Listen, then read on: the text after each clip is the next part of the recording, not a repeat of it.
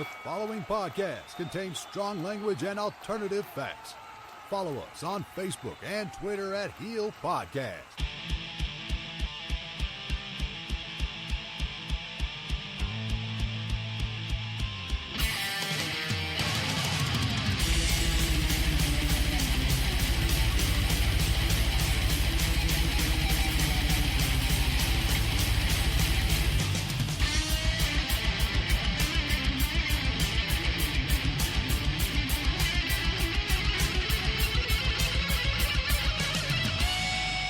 Over the airwaves and under the influence, we are Turning Heel.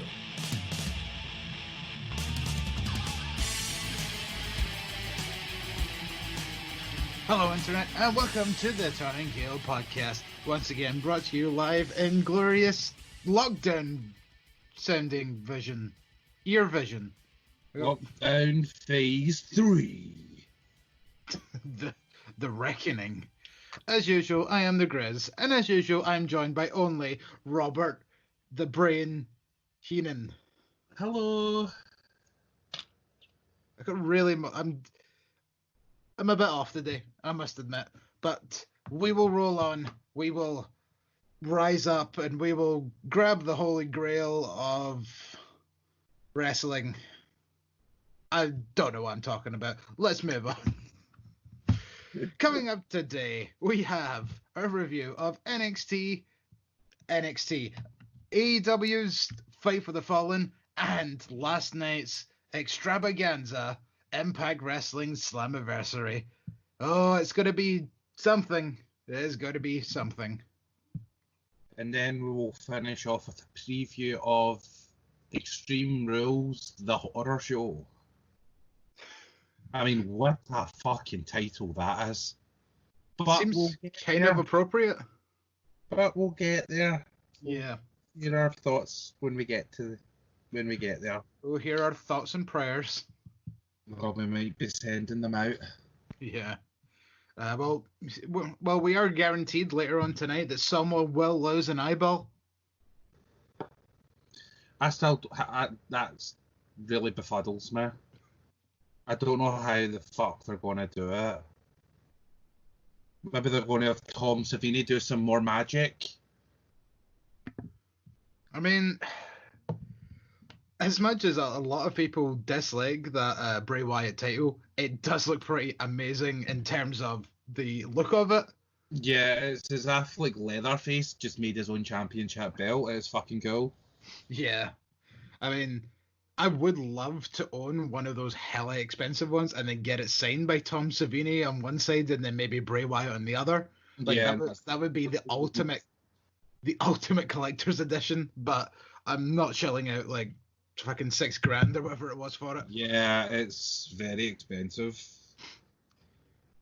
But more on Bray Wyatt a little bit later on tonight. But first, we will dive straight into NXT from this past Wednesday. We will go in chronological order. So we open up with, as usual, Morrowisms, because the first thing he says is, "Welcome to NXT." It's like, no, that's not what it's called. It's NXT. It doesn't change its name. Like, you didn't call it NX Cole before that.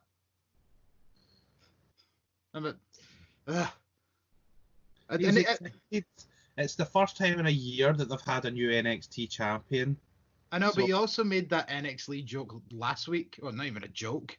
Like, but as soon as he won, he's like, "It's turned into NXT." So it's like literally just using the same material, 2 weeks in a row.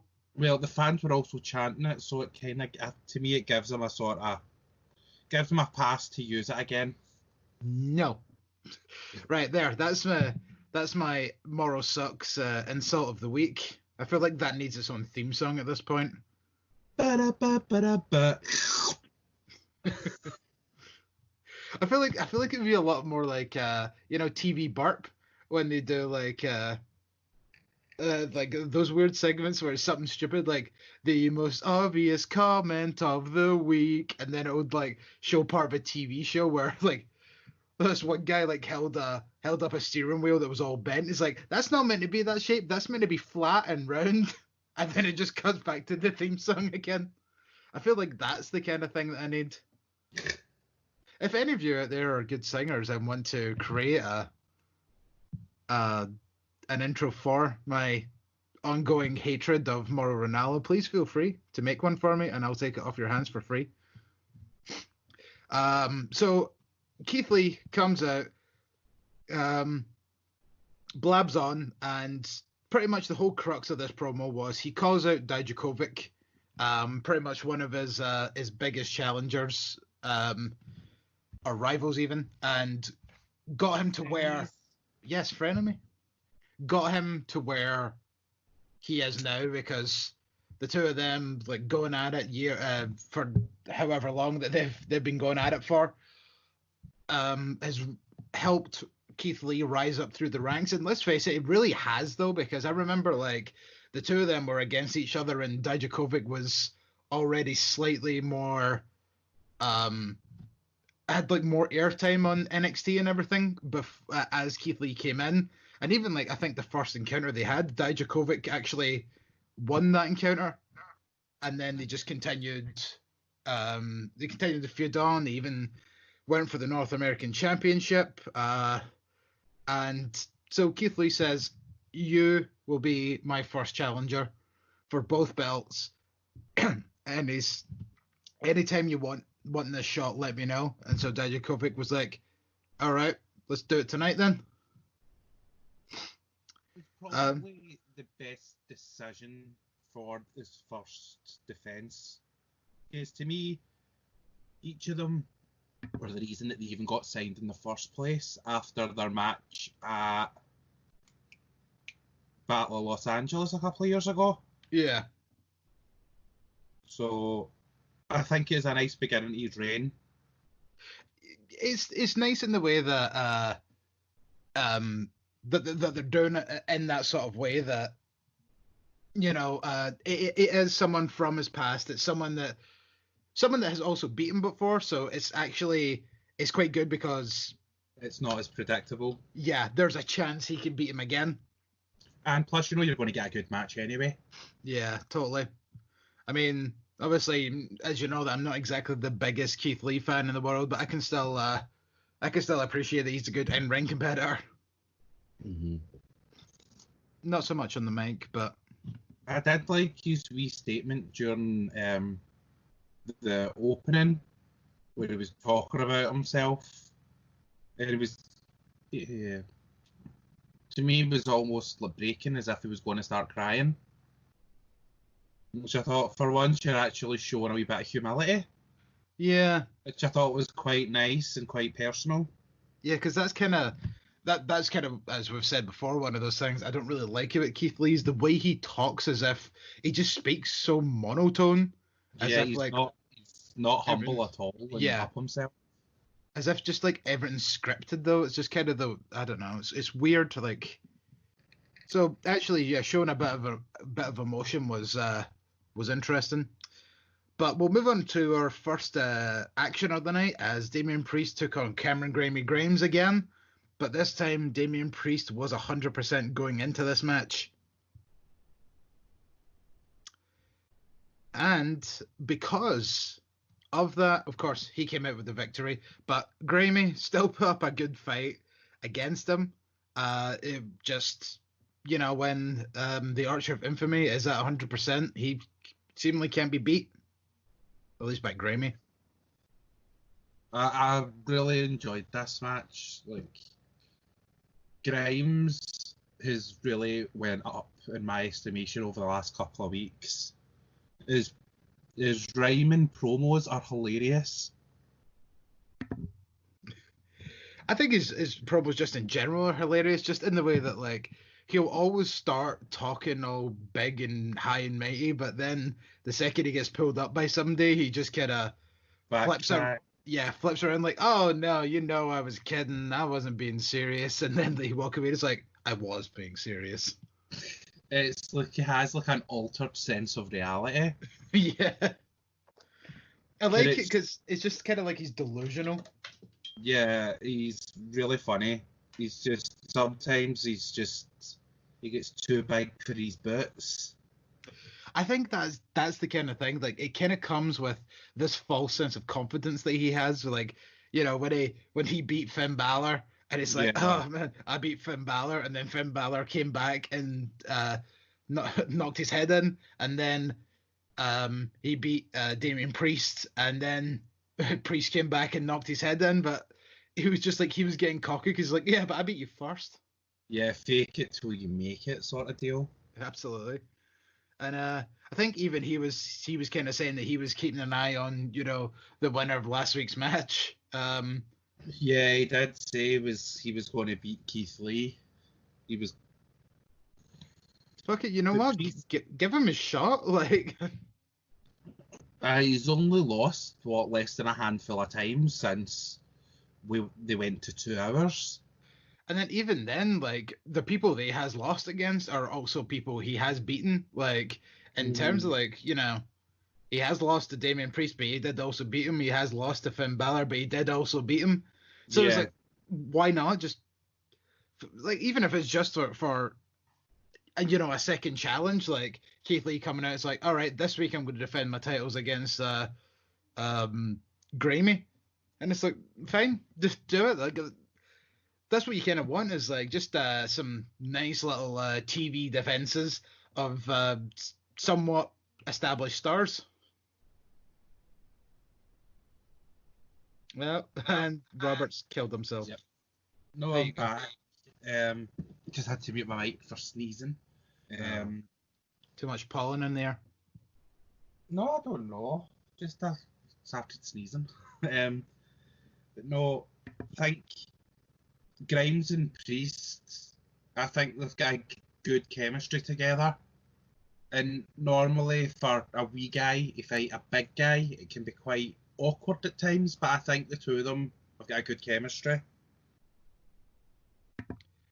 Yeah, like this is one thing that I definitely think NXT are doing quite well, is having the small guys still like managing to find ways to go over bigger guys, and it's definitely something that NXT do well that the rest of WWE really don't like doing.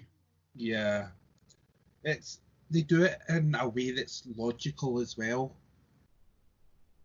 It's not like, shock roll up pin. It'll maybe be working like a leg or the back, and then eventually they'll just get to the point where they can't do their move, their finisher, their big move, and then the wee guy just takes advantage of that and does like a knee or the cave in, the mushroom, the post stamp. Yeah, which is really cool because he can do that essentially out of nowhere, and it is some hella vertical leap that Cameron Grimes has to just like, can you imagine jumping the length of a wrestler to stomp on their chest like that? It's bonkers sometimes the way he does that. Jumping the length of Damian Priest. I mean, he's a tall dude. I know, like that specifically, but even like people like Boa, like, okay, yeah, as you're saying, Damian Priest is taller, but just it's impressive, like no matter the height of the person, unless it's like maybe somebody like Hornswoggle, but it's impressive, like to no end. Yeah. So what do you reckon? Do you reckon this will be the last we see of this feud, or do you think that they might do one more to kind of have because we're at 1-1 kind of level right now with these two? I think we'll maybe see one more, but I don't think we'll see it for a while. I don't think we'll see it for maybe 2-3 months. Yeah. That's kind of what I'm thinking, is like maybe hold off a wee bit, or even might end up getting to the point where Priest then goes for the belts and Grimes maybe costs him, and then that'll cause them to then spiral into their blow off, and then maybe even you can make that a number 1 contenders match as well. And then the winner of that will Priest essentially gets a second chance from it. But we'll see how this goes, because I just feel like with the fact that they were so deliberate about having Grammy go over him once before, that this probably isn't the end of it. So up next was Shotzi Blackheart against Indy Hartwell for our next part of in-ring action, and clearly this tank is here to stay, Bobby. She should be arrested. Should be arrested and in jail. Yeah, well, that was a hit and run. It was. Not only that, she sat and left the tank on his fucking leg. And it didn't look like the most comfortable spot either. No, poor Robert Stone. He won't be racing anywhere anytime soon. See what I did there? You did. You mentioned that show that I've been watching a lot of recently. That he's been on. There was another two wrestlers that were on one of the seasons that I watched recently, but I tried to look them up on Google, and the only information I could ever find about them was their appearance on The Amazing Race. Yeah. So, if you're out there, reach out. Let us know what you're up to. Let us know if you're still together, actually. So Indy Hartwell, like, we've seen once or twice before, but this was kind of her first real showing, because like the only other times that we've seen her were squash matches. Yeah. It was okay. They both looked okay. Wasn't anything that broke the wheel or anything like that. Yeah, pretty much this one was just here purely for the story of it. Between Robert Stone and Shotzi Blackheart. Yeah, so kind of close to the end of the match was when Robert Stone came out in his kind of leg cast. Moonboot, yeah. And that distracted the ref, while on the other side of the ring, Shotzi, who was on the top rope at the time, getting ready to do one of her top rope maneuvers. I think she kind of does the sort of reverse version of the coffin drop. Just the senton. Yeah, senton. Yeah, that's what I went to, was reverse version. A reverse senton. Yes, a reverse swanton. So it's like lack of flip. So while she was on top, getting ready to hit it, that's when Aaliyah came out, tripped her up, and she just kind of splatted on the floor. And then Indy Hartwell managing to secure her first victory in NXT. And the question kind of here is, does that mean that Indy Hartwell is part of the Robert Stone brand, or is it was that just them just getting revenge on Shotzi? I think it was just them getting revenge on Shotzi, because on Twitter, Indy Hartwell was basically saying, "Why is everyone asking me if I'm with the Robert Stone brand?" Well, it seems fairly obvious why people would be asking you that. Like, what stupid question? I don't think she's seen the interference. Maybe. I mean, she's maybe in kayfabe, she's maybe clueless about what actually happened, and just thought, "Oh, something's happened, but I don't know what. But I'm going to take advantage." Maybe. I mean, like, because it did kind of seem like that kind of thing of, she wasn't in on it at the time. It seemed like something that maybe the Robert Stone brand were just doing on their own accord. But I don't know, it's just that kind of thing where I kind of thought, it's like, she must have seen something. It's hard not to miss two people. Wrestlers have terrible peripheral vision. We've known that from past events. Yeah, terrible peripheral vision. Peripheral. So that's another one of those. We had this conversation yesterday where it's like I love to get words mixed up deliberately. So when I'm saying that I will specifically do something, I say pacifically just to annoy people. It all started because I said the phrase, if it's any constellation. Yes. If there's any constellation. Instead of saying the other one that I actually meant. Consolation. Consolation. Right, I said it. And we have the tape of it, so. You nailed it. You done it. Yay! Nailed it. So we already move on to the double champ defense as Keith Lee takes on Dominik Dijakovic in not the main event, kind of your first half main event. Yep.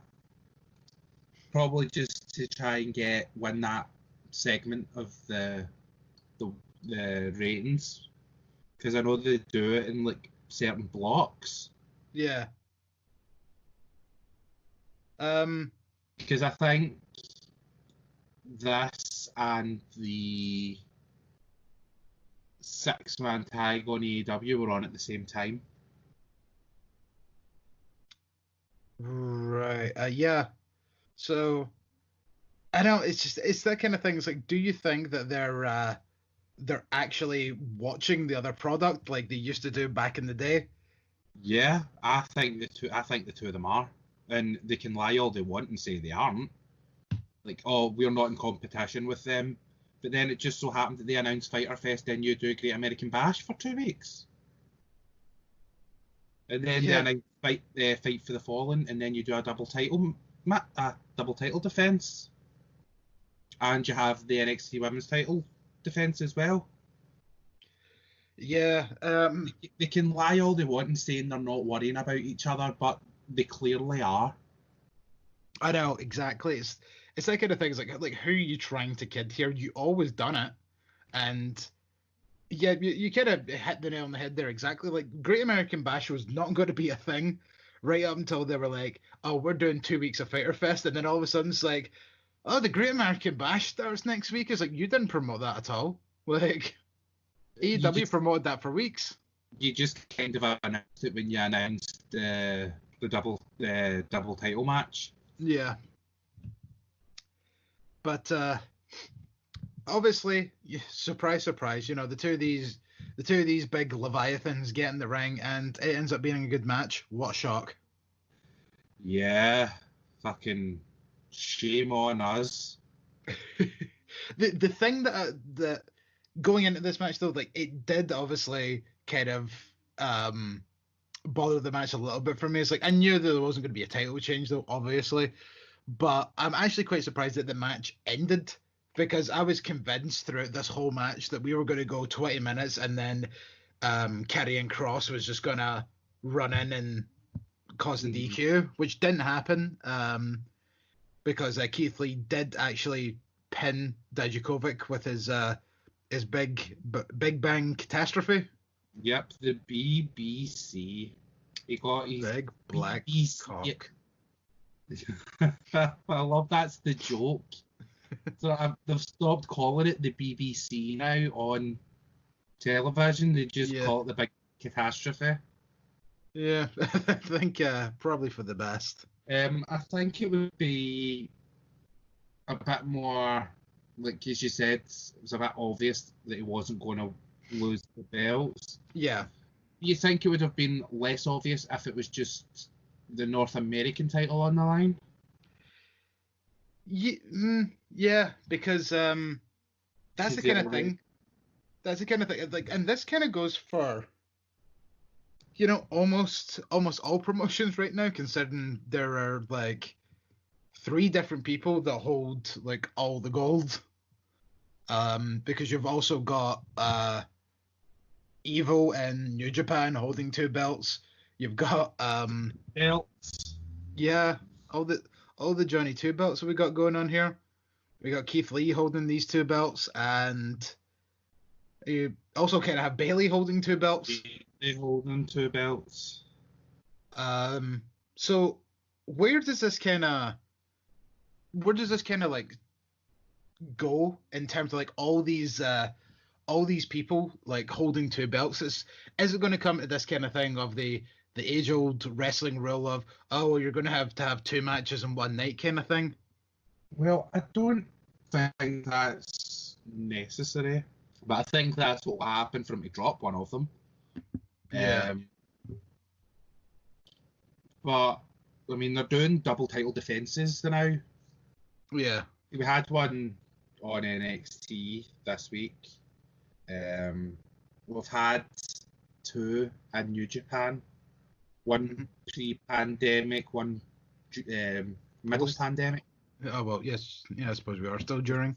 We're still in this sort of weird space of time. Mm-hmm. But I think if history's anything to go by, if he has to defend both his belts in one night, then he will lose the North American one first and possibly retain the NXT. Yeah. But it all depends on who he's against. He could be defending the North American title against Damian Priest. Priest beats him, and then loses the NXT title later night to a Karrion Kross. Yeah. It all just depends who he's paired with. I feel like I kind of like the idea of Adam Cole beating him for the North American title, and it's just kind of like that thing of like, just couldn't get the job done that one night, but at least I've taken something from you. And he'll be the first two-time North American champion. Yeah, because that's what you need, is just like constant gold in the Undisputed Era and not moving them up. But if the rumours are anything to go by, I think this was a nice way for Dijakovic to leave NXT. So what are the rumours? I don't know what you're referencing. He's been up to Raw. Okay. But they haven't used them. Oh, really? Yeah. Him, and there was someone else. There was a lady that got moved up, and they haven't used her either. So they just try to keep them away from everyone else just now? Yeah, I think so. They've been moved up, but nothing's been mentioned, or they haven't been on television. Mm-hmm. Well, I think, like, what do you... quite good. Oh, you go, sorry. They've been quite good with this, like, oh, we're just not going to have this person on TV at all, but secretly move them up to the roster. Yeah. It's like they want to have as much talent for Raw and SmackDown, because that's where the big money is. And they're constantly losing talent right now by the seams of things. They're constantly losing talent due to coronavirus or symptoms, or just people just not wanting to be there. People wanting to be there. Yeah. Like, I think Kevin Owens made the smart choice to not go back. He said, no, I'm not going to go back until there's no more cases. Yeah. Because I think there's still a lot of people off because of shielding. And possible symptoms, if not actual having the virus. Well, speaking of shielding, like, did you see that photo of Roman Reigns? No. I'll see if I can get it and send it to you. The dude is, let's just say he's been hitting some gym recently. He's probably put a baby on each end of the bar and just... Oh, there you go. Pull-ups. Right, sent it to you. Let me just have a wee peek. Yes. Get your opinion Holy on. fucking shit! Yeah, ripped to the fucking gills, bro. Get that vest off. That's the first thing I thought when I seen that. Is like, yeah, absolutely. He needs to start wrestling without a fucking shirt. You are wrestling without your top on now. Don't let Finn see you. I think he kind of wants to. Maybe that's the whole point of him putting that up. maybe he's just, like every other basic gym bro. Oh, I want to show you my gains, bro. And then you kind of forget like the tattoos that he has because they're all covered up. You only see the arm. Yeah. So after this match, the lights go out and Scarlett walked out, and this was really awesome because she came out and she poured the shattered hourglass that Keith Lee shattered weeks ago right in front of him, and is like, right, you're now a marked man.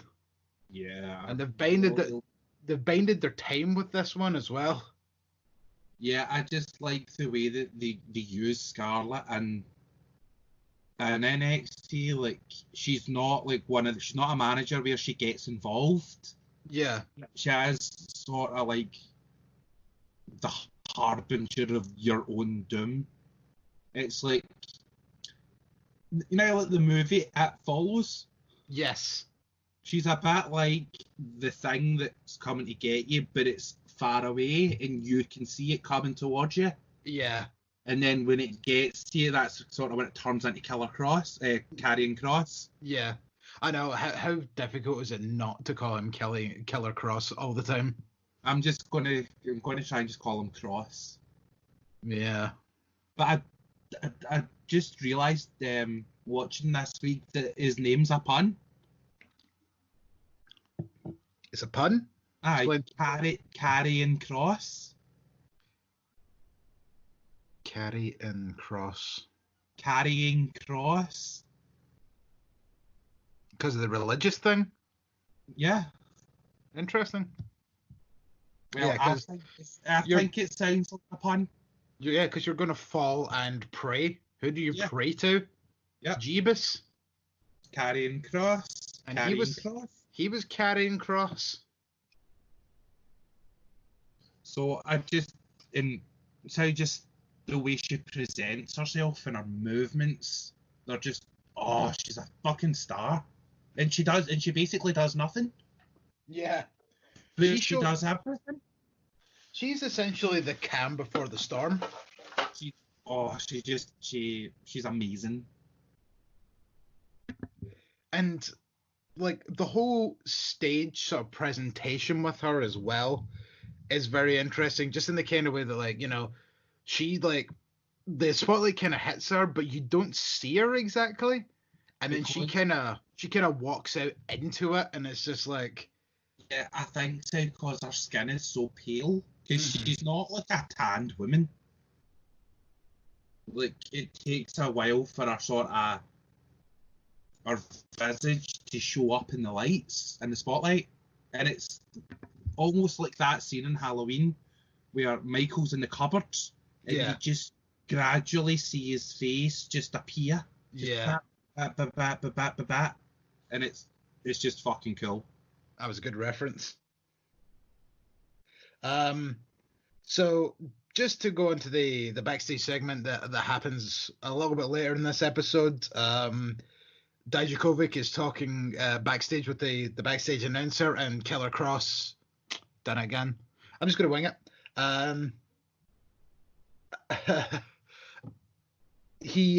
Killer Kross walks up and he speaks in a different language to Dijakovic. I assume that Dijakovic also speaks it. Croatian. Yeah, there you go. I was about to say, I know that he is definitely from some place that speaks a different language. Yeah, he's from the former nation of Croatia. I don't think it's still a country. I think it's merged. I didn't take geography in school, so I have no fucking clue. I am very ignorant to a lot of stuff. Something's making me think it merged with Czechoslovakia. Oh yeah, I am very ignorant to geography and, well, actually politics and football and anything that anyone else finds important. Like, I have my own bubble and I like my own things. No, I've just double checked. It's still its own country. Okay. Oh, there you go. It's across the water from Italy and Europe. Well, I think we've lost all our Croatian fans now. Yeah. Sorry. So Crow listeners. Sorry, crows. I hope that's racist. I'm not Lord sure. knows. Lord knows. Terminology. Croatians. Oh my god, I'm a fucking idiot. I couldn't tell if you were doing that deliberately or not because I was pretty sure it was like, isn't it just Croatians? I think I just had a massive brain fart. But you just sat there calling them crows for so long. I couldn't think of the term for People from Croatia. Croatia. Right, so moving on, we had a squash match where Timothy Thatcher took on Denzel Desjardins or Desjardins. Quick tap out, yada yada. I enjoy Thatcher, but you know, they're fucking squash matches, so it's just something to get him on the show. It's a bit Stu Hardy. Stretch him. Just torturing these poor boys. It's that guy from Ready to Rumble. Salvandini, wanna wrestle?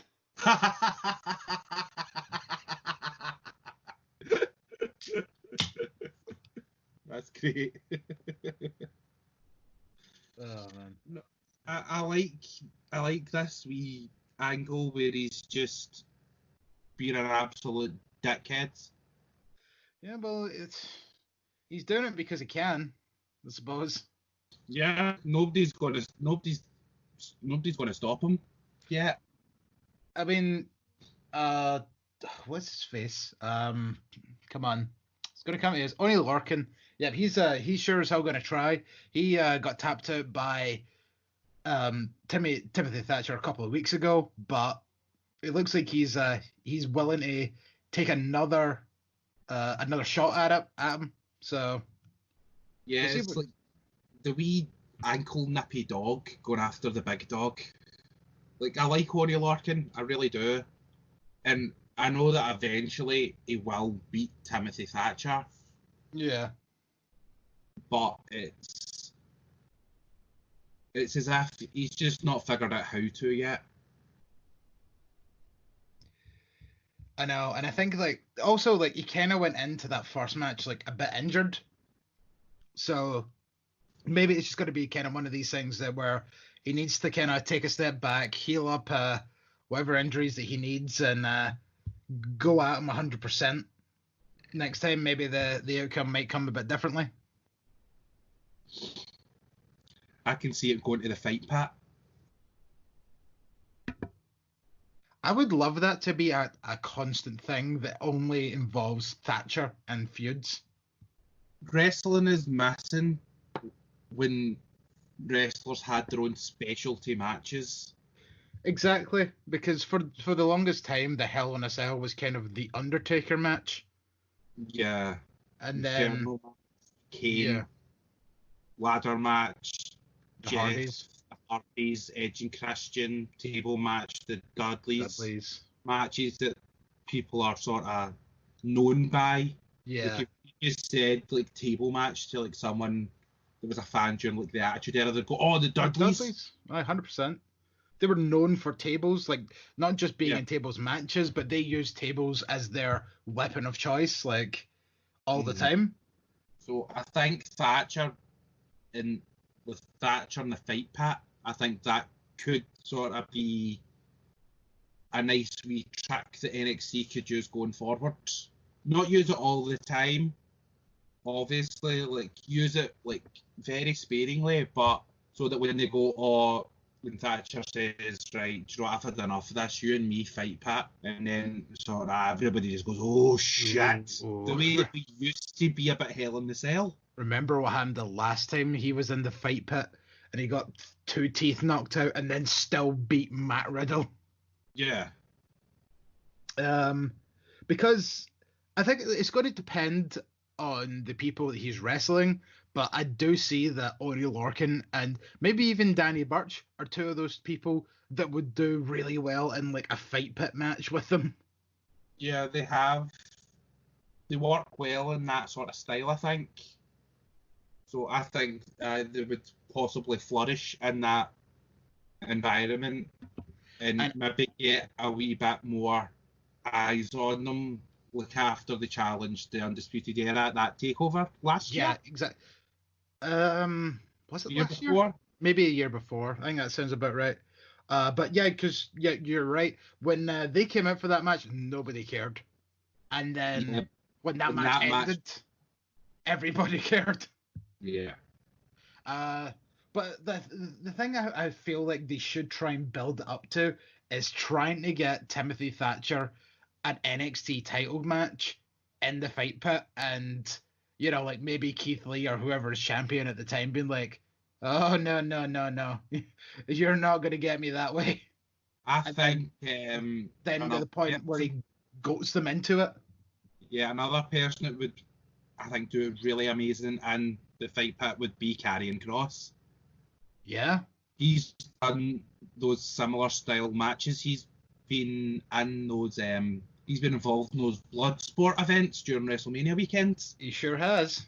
The past few years, and he's done really, really well. Oh, god damn it, man. You realize this WrestleMania weekend we were supposed to have Minoru Suzuki against Orange Cassidy? I know, and they better give us it at some point. You can't tease us with something like that and then just it never happens again. Plus, I think we're also promised Minoru against... Was it Minoru against Moxley in like a fight? Not fight pit, sorry. The event that you just mentioned, the Bloodsport. Bloodsport, yeah, Jesus. I'm not sure, but I think we've had Minoru and Moxley. Then that's not what it was. Then it was Minoru. It was I think it was Moxley and the guy that's taken it over from Matt Riddle, Josh Barnett. Yeah. Yeah, that was. Is the guy that's doing Bloodsports now. I'm pretty sure that was the match that we were meant to have. Mox and Suzuki had a US title match at one of the New Beginning shows earlier in February. Yeah. That may have been what I was getting mixed up, but like there was a lot of stuff during that weekend. Yeah, it's a big weekend. Yeah, because I remember like I was just rattling through like every card that had any matches on it, and like it sucks because like Crime Time were meant to be doing a lot of matches during that weekend and everything. Like, yeah. That fucking sucks, man. It's just that whole situation was really shitty. Well, again? Yes, that's right. I was literally about to mention that chick from Glee. Glee actress Naya Rivera. Yeah. That show's fucking cursed, man, honestly. Yeah. 3 deaths.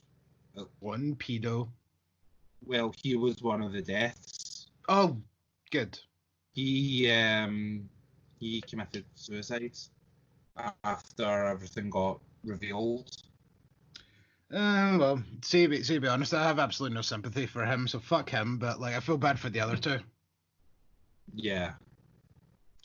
But who I also had a little bit of sympathy for was Tegan Nox as she took on Io Shirai for the NXT Women's Championship. This had the really good build-up that they kind of had it like last week, but it was the kind of one where Tegan Nox was kind of talking about her sort of rise and what this meant to her, and then Io Shirai, who just has the most unique kind of interview segments of anybody. She had this one where she was like floating in water and just kind of staring at the camera, and then like her she was overdubbing the video and all that, and then there was that one from a couple of weeks ago where she was like lying on the bed and all that with her NXT Women's title, and like Io Shirai is something else, man. She is, and I think she's rubbed off on her on her significant other. Yeah, three champs in one household. 4 champs in one household. 4 champs, because I keep forgetting that he has a third of those belts. Yeah. Well, Io's great. Since her heel turn last year, she's been fucking awesome and on point. Absolutely. Like, obviously, I liked her as a face, but there was just something that seemed to be missing. Like, and it was like, it was noticeable in terms of like the whole crowd reaction in general, because the way that, like, obviously, like, I knew who Io Shirai was, you know, when she was coming into the company. So I was obviously instantly, I was like, oh, it's Io Shirai. We all know that she's good and all that, but like there was just always something a bit missing that just seemed that she didn't connect to the next level, that fans weren't grasping onto. So like, kind of in the same way that I want to say Mia Yim has right now. Yeah, Mia's sort of floundering is probably the word I would use. They've kind of missed the mark, I think, with Mia Yim. I mean, she's a good wrestler.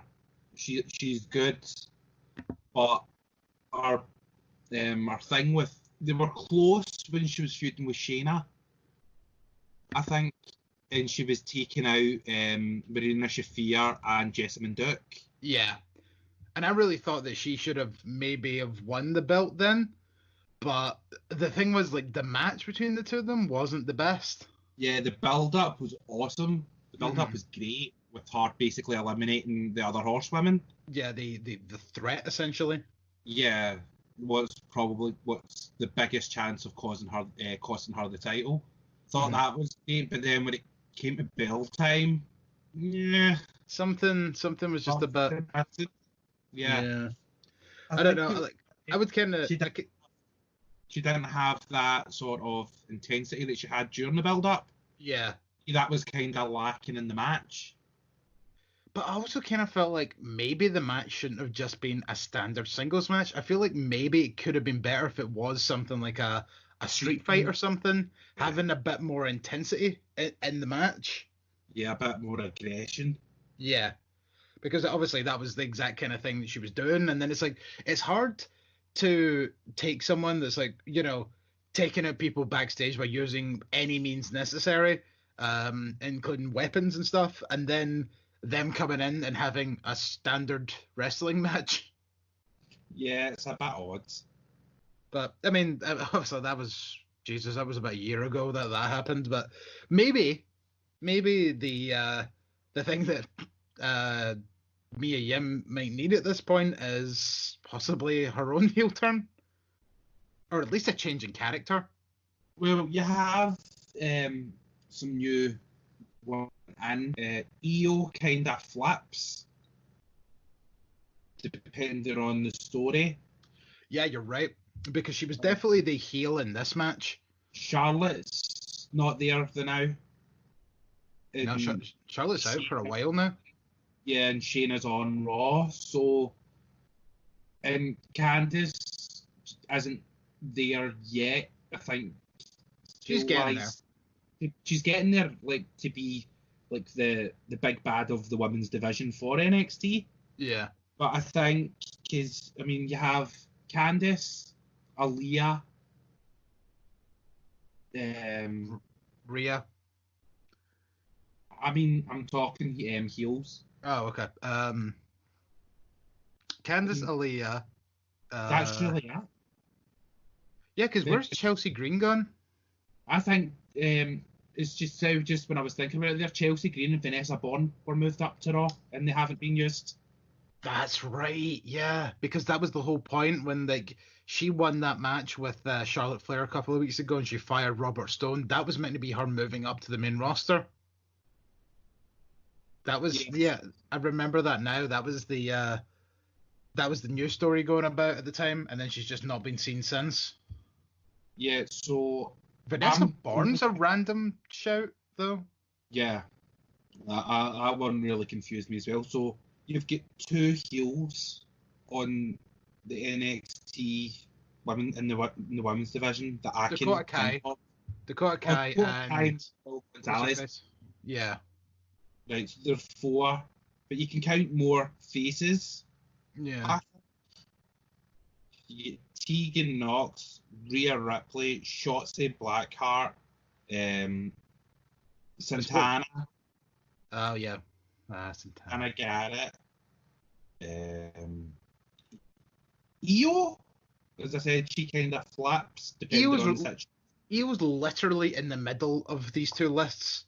She's a face when she's against a heel, and she's a heel when she's against a face. Like Io doesn't have a sort of, Io's Io essentially is the easiest way to describe this.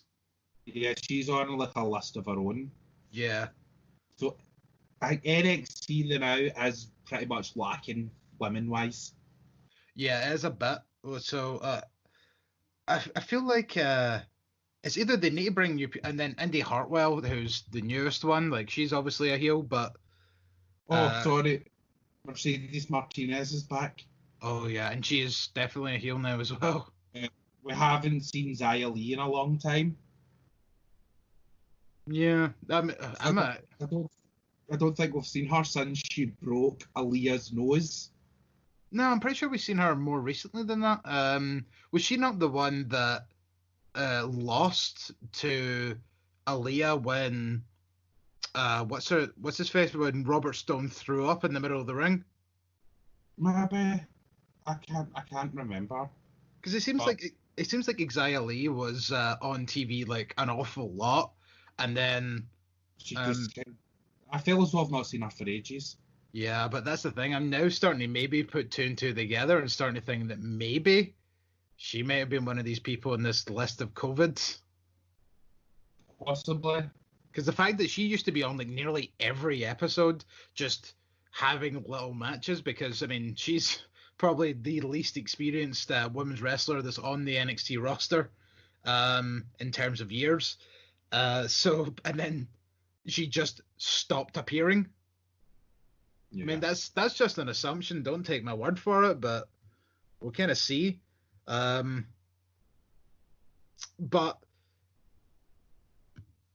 Io and Tegan, yeah, this was a really good match. And so Nox actually got like a couple of very close near falls with her Molly go round, and Io even like managed to block the shiniest wizard, and then hit her moonsault for the victory. I do hate the Lady Kane spot though. Or the choke slam. Yeah.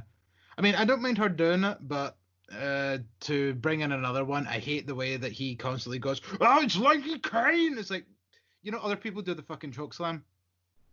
But that's a hard, like, I think the moves, I think she actually calls it the Lady Kane. Is that actually the name of the move? I think so. If it is, then I'll give him a pass on that. But if it's just called the chokeslam, then it would make sense for her to put her own spin on it, considering she is using it a lot. Yeah. Instead of just being chokeslam, the Lady Kane.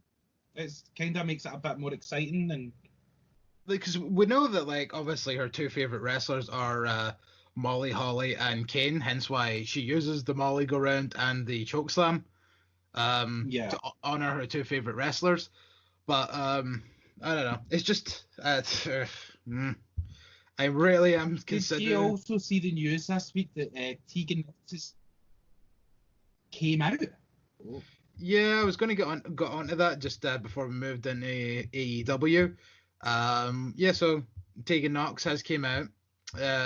She is in a relationship with a woman, and she obviously seems incredibly happy. She did say that she needed a lot of.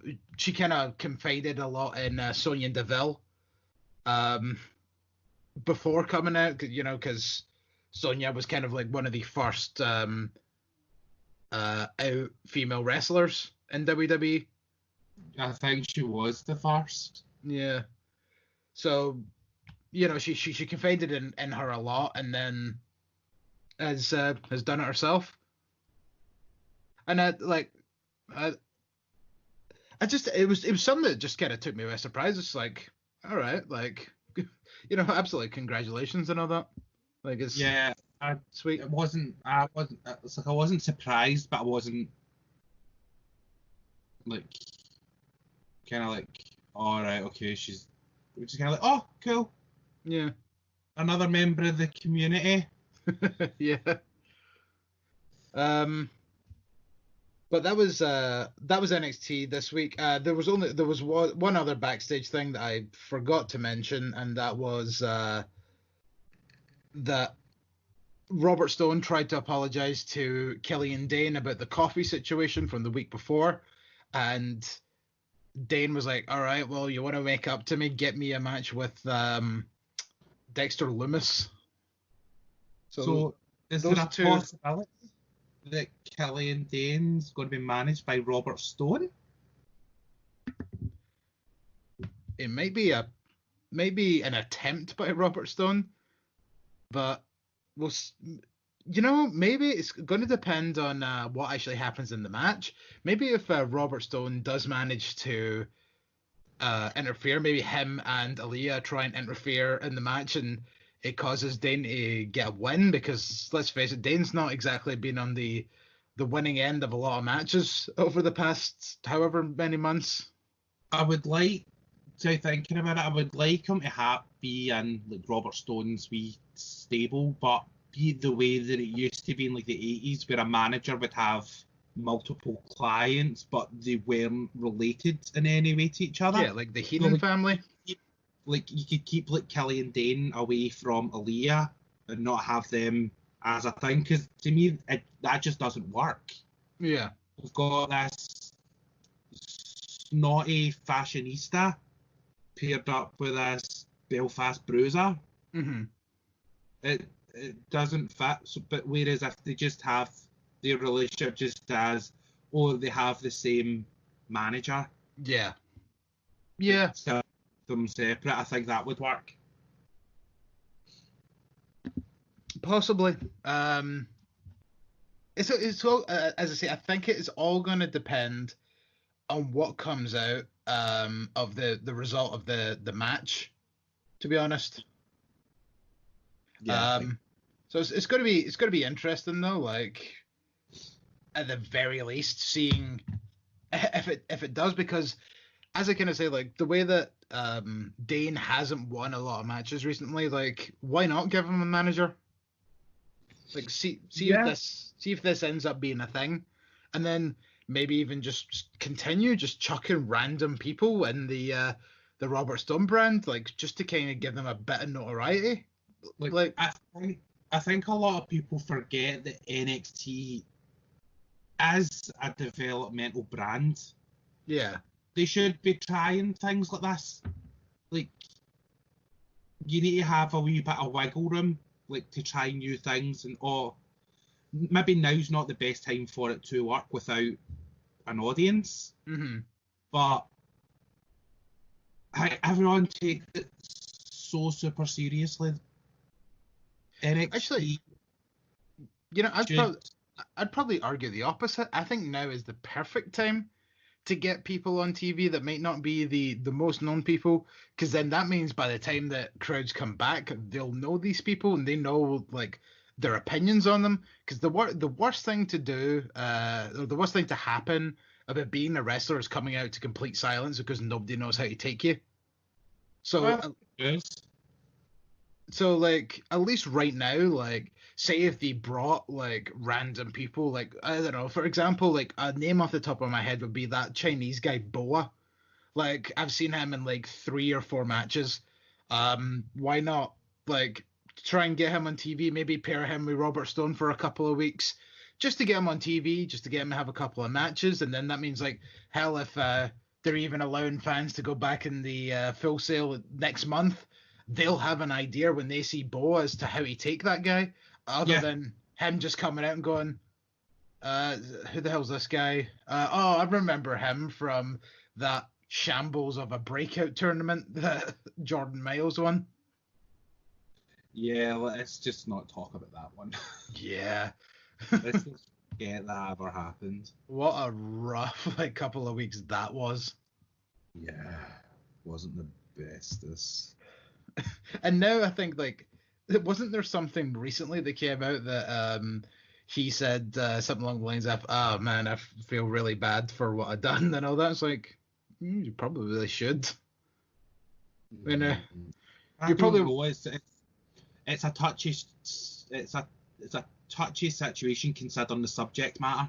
Definitely, it is a tough subject, but I just feel as if there was maybe almost accusations thrown about that may or may not have been there, because the fact that there was a lot of other wrestlers that were backing him up to an extent, but see when it started to get really heated, they were like, right, I'm taking a fucking back step from this, man. There was a lot of people that were behind him. I think maybe one of the New Day, I'm pretty sure specifically, was one of them. But then the second that he started openly bashing WWE and saying about how racist they were and all that, they were like, no, you're on here. What, just because they made Kofi their champion for 6-8 months? I know. But I kind of get where he was coming from, but I think maybe a lot of what he was saying was said in the heat of the moment. Yeah, exactly. But that was kind of the thing as well, was there's sort of been enough separation in time since the situation that maybe he's looking on it and maybe has a few regrets. But that's the thing. I think because he done this, he can't really be trusted. So I don't really know anywhere that's probably going to touch that guy now. I think he's booked for GCW. I'm sure I seen he was booked for GCW quite recently. I guess we're going to need to see, but I don't know. I just can't see many people being willing to take on somebody that's so problematic at this point. I mean, don't get me wrong, and he's not problematic in the kind of way that, let's say Tessa Blanchard is right now. She is tainted goods. I completely understand that there must have been something that one of those things that allegedly was up was that fucking T-shirt that came out. Yeah, I was maybe a bit naive about the situation because I didn't really notice there being an issue.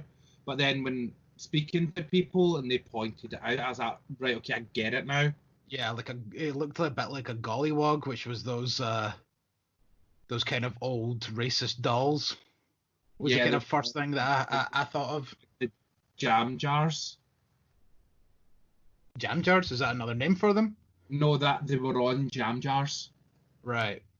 Yeah, but I mean, but the whole point of that situation was the people from WWE says we went to Jordan Miles and says, "Are you all right with this T-shirt?" And he was like, "Yeah." And so that's why they started mass producing it. It's a weird situation. Yeah. That I'm not. And you know what? It's an old situation. I'm surprised we actually spent this long talking about it. I don't feel qualified enough to, 100%. make a point or plant my flag in it. Yeah. No, I get you. I hope everything works out for him in the future. So I mean, he was good. Yeah, I just it's that kind of thing as well where I what I'm trying to say is I just kind of hope that you kind of the guy kind of sits down and has a bit of a think about whether or not things are as they seem and all that. Because I think, as you say, he just got himself worked up a bit and then just continued to spout shit. And then maybe if he kind of took 5 minutes, had a wee breather, if he wanted out of WWE, then fine. I'm sure he could have probably requested his release and got it, but it very much got out of hand, and it probably shouldn't have went the way it went. Yeah. But nevertheless, what do you say we move Full Sail over to Daly's Place? I say that is a good way to go.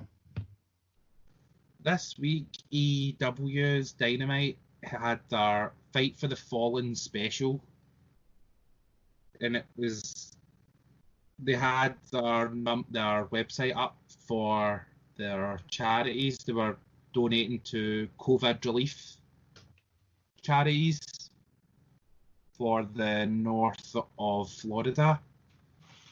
Last year it was victims of gun violence. So I like the fact they have this charity show once a year where they can raise money for a certain relief aids. Yeah, just kind of certain people that certain charities are needing the money, and it always just seems to be a good cause. And obviously, it seems as if the cause kind of might end up changing every year as well, which is interesting because pretty sure last year was kind of for like troops that were injured in battle and stuff like that. It was for said at the big just there. It was for victims of gun violence. Yeah. No messing about this week. Right into a TNT Championship match. Cody defending against the challenger, Sonny Kiss. This was fucking cool. I really enjoyed this. So last week I kind of mentioned I'm not exactly the biggest Sonny Kiss fan in the world. This fucking new entrance. If this is his new entrance and this is going to be a thing every week, then you know what? I might be on board. And that's just the entrance. Then we get into the match, and Sonny Kiss showed a side of him that I've never seen before. And see if he keeps up this kind of intensity, like in the future, then I might be completely turned around on my sort of opinions on him, because he showed like a lot of toughness, and then just like see the kind of exchanges of like just right hands between the two of them, and then he does have one of the prettiest looking 450 splashes I've ever seen. Yeah, I think he's super talented. He's done that entrance before. Done it a year ago at the first Fight for the Fallen on the pre-show, where he fought Peter Avalon, where he came out with the Jacksonville Jags. All right. And done a nice wee cheerleading routine. It was awesome. I think Cody's antics, his attitude really helped Sonny in this match. Definitely. A lot more heelish tendencies. Yep. And a lot of gesturing too, and a lot of showing Blanchard during this match. And actually throughout the night, might add. It felt very like foreshadowing. Yeah, a little bit. Because I mean, right off the bat, he comes in with a fucking pump kick, puts Sonny on his fucking arse, and then it just starts he starts kind of like just like fucking about and not taking him seriously. Which also kind of is the annoying thing, because on Twitter, whenever anybody kind of made fun of the fact that Sonny Kiss was getting a title shot, like Cody was like very quick to defend him and be like, oh no, this guy's talented and all that. So it was like kind of the way he acted in the match was almost the exact opposite of the way that he was hyping the match up on Twitter.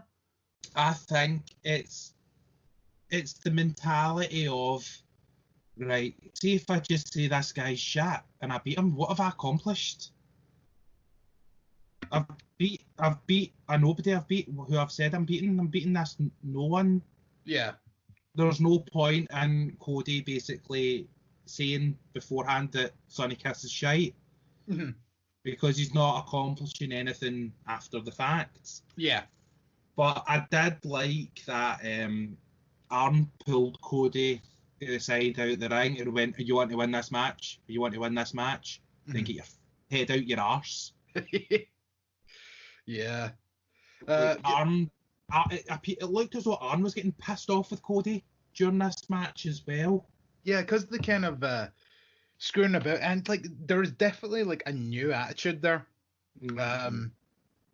Like, because even these past couple of weeks, whenever Cody was defending his belt, like there was always like a kind of level of professionalism. But I thought that there was something off here, and like the way that Cody was acting very heelish during this match was like, it was like, where did this come from? Like, it's been slowly building since he won the TNT Championship. Yeah, he's just starting to become cocky now. If not before, when he was wrestling Darby, because there was a brief moment in the match with Darby, and I think it was the second round of the tournament, where he pulled Brandy in front of him, and Darby just sort of went right through Brandy on the outside. Yeah. So I don't think he's changed much. Like, yeah, he gives you all like the baby face, like fucking cheerleading chat. Yeah. But the core of Cody, I don't think he's changed since he joined Bullet Club. Yeah, potentially. I think it's just, maybe it's just this kind of thing where like maybe the whole kind of people online like sort of giving them shit, like, you know, he's kind of working this into the story, and maybe like it could potentially come out in a few weeks and be like, you know, I've tried to give you like, and then make it seem as if he's like, you know, the big boss in charge, and be like, I've tried to give you the best wrestling matches, the best wrestling product, and yada yada every week, and all you're constantly doing is bitching and moaning online that like we're not good enough. And it's like, I can assure you I am good enough. That's why I have this belt. It's like something along those lines. Like, we are good enough. Excalibur said something quite interesting that I didn't actually think about until he'd said it. Cody's defense. This was what, his sixth defense of the belt since winning it in May, the end of May. Thereabouts. He suggested that the pace that he set himself by defending this belt every week might be catching up with him. Yeah, and plus he's defending it next week as well, I'm pretty sure. Because I've seen on Twitter they're teasing a guy called Warhorse. Okay. I looked him up. He's like a light heavyweight, like a junior heavyweight type wrestler. But he's got like this, almost like a Powers of Pain style makeup. Warhorse. It's quite interesting. But because the one thing that I've been seeing is Zack Ryder. It's interesting. But commentary done a really good job during this match. Like, Jim Ross was also critiquing all the wee mistakes that Cody was making. Yeah. And it was like they told the story of like Cody getting too confident, but also potentially burning himself out. Hashtag Cody fears Warhorse. Fans unite to get to get Warhorse versus Cody Rhodes. Yeah. So it must be like a campaign online. But he did. Arn Anderson mentioned him in an interview because they were like, "Oh, who's next for Cody?" And Arn said, "What about this Warhorse fella?" And they just kind of like sort of like turned their nose up at it as if Arn was making a joke. Yeah. Interesting though. This was easily Sonny Kiss's best match in AEW. Oh, easily. And I think he's definitely earned himself to be looked at differently on the roster. Like, to me, he shouldn't be on Dark as much as he is. He should be on Dynamite more often. Up next. I would say that the one thing is, like, he probably needs to pull his pants out of his arse a bit more. No, that's his look. It's very distracting. But speaking of pulling their pants out their arse, up next we had FTR versus the Lucha Bros. Cash Wheeler was doing his best Sonny Kiss impression. But it was so ball. He kept getting fucking wedges off Pentagon, going for the pile driver. Yeah. Very nicely done, to be honest, that one. We to me, this match is sort of, it's two of the best tag teams in AEW now. Mm-hmm. I think FTR are finally starting to prove their worth that they just kind of haven't been doing for a while in WWE. Well, they're getting rid of that main roster stink. Yeah. Because they tore it up in NXT. And we're seeing that now on a much bigger and grander scale and a bigger stage. Absolutely. Like, hell, some people say that one of the best matches, like one of their favorite matches, like, you know, just like kind of recent history, was that Revival DIY 2 out of 3 Falls match from a few years ago. Yeah, Takeover Toronto, I think it was. Yeah. And like, just the way that, like, there was a lot of people, like, when Revival went up to the main roster, everybody was excited, and then, like, you know, for one reason or another, one of them got injured, they finally came back, then the other got injured, and then they finally came back, and then they just weren't booked that well, and they wanted to leave, and then they managed to get them to stay by giving them a couple of tag title runs, and then they just weren't used properly, and then when they finally decided to leave, it almost kind of like lit a fire under them, and I feel like they're on a different level than they probably have been since maybe NXT. Lucha Brothers came out accompanied by Butcher and the Blades and FTR's truck. It will be interesting to see where this relationship goes, if it goes anywhere now. Yeah.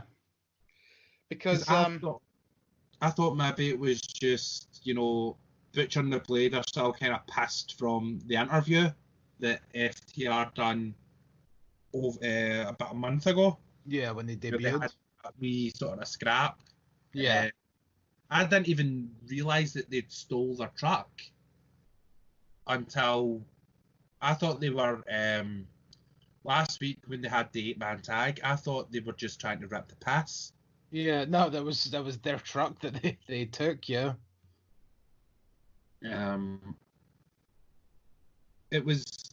This was a really, really good match. I thoroughly enjoyed this. Yeah. It was, as you said, it's them showing what they're capable of.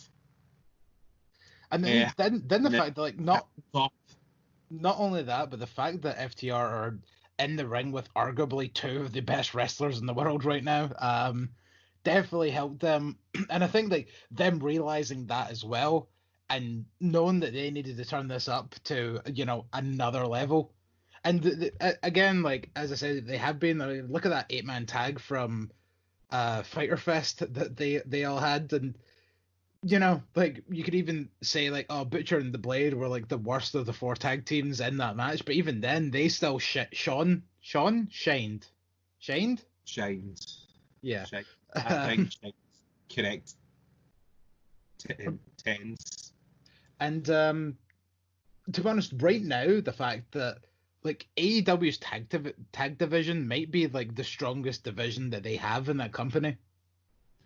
And what the fuck was Cash up to?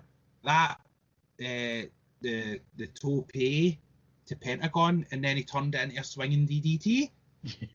I have never seen the Revival use. Whatever happened to no flips, just fists? Maybe that was just the WWE logic, because they didn't want to do that shit, but now they're, like, all turned around on it. There was, like, there was some really great moves in the match. Harwood yanked off. He took off Phoenix's mask. Yeah, that's. And then the way that like the camera was in a really bad position when Phoenix rolled out the ring, and you just seen his face like completely like full blown Phoenix face when he rolled out the ring.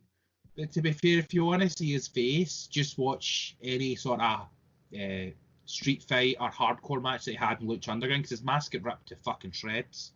Yeah, pretty much. I mean, it was like just on his face, but yeah. Harwood then cradled for the win, which it's been done before, but I still think it is quite smart to do when you're fighting a luchador. Always, and it's interesting the fact that like they're meant to be portrayed as good guys, but they're still doing kind of heelish stuff like this, despite the fact they're doing it to the heelish luchadors. Yeah, it's interesting, because then Omega and the Bucks came out, and Omega was trying to mend that bridge. Yeah, but that he burned a couple of weeks ago that he burned, and they gave them light beers. Yes, light beers. I think that's what pissed them off, was the light beers. Then they took said beers and poured them all over Omega, and Omega was pissed. Oh yeah. But I don't think there's anything more insulting, to be honest. Like, no, obviously, I don't think Kenny Omega would care about the whole waste of beer thing since he's not a drinker, but, you know, like, also the fact that Omega did need to wrestle that night and probably had to, like, just start getting ready because he probably did not have that time to go for a shower and clean all that beer out his hair. Yeah, probably used sanitary wipes or just, like, run his head under a tap, maybe. Yeah. But they got the keys for the truck back off the Bucks, who super kicked Butcher and the Blades. But then when they were getting in the truck, I think they were maybe given the wrong key. Because they seem to have been jingle-jangling with the key in the ignition. It didn't start. It didn't start, and I don't think that the key went in properly either. Quick, cut away. After that, we had Jericho in the inner circle coming to the ring. Oh, God, here we go. Bragging about his victory over Orange Cassidy. Yep. His victory in the 18 to 49 demographic. Yep. He says he's never lost a ratings war, and then started talking about the demographic instead. And declaring himself the demo god, which I think is quite clever. Yeah, instead of like demigod. Jericho's turning 50 this year, right? And he talks about how important the 18 to 49 demographic is. Yeah. So when he turns 50, does that mean that what he says no one should care about? I respect your elders. That's what I say. He then went on to say that he was refusing a rematch with Orange Cassidy. No rematch, not happening. Then is Orange Cassidy's music played? Yeah, before that he poured he had one for himself and poured one out for Orange Cassidy. Yeah, with the carton of orange juice. Orange Cassidy came out through the stands and basically just stood there while Jericho was just sort of slinging insults, and eventually I think he pissed him off to the point where he actually raised his arm in the air. The most energetic thing I think I've ever seen him do outside of a wrestling ring.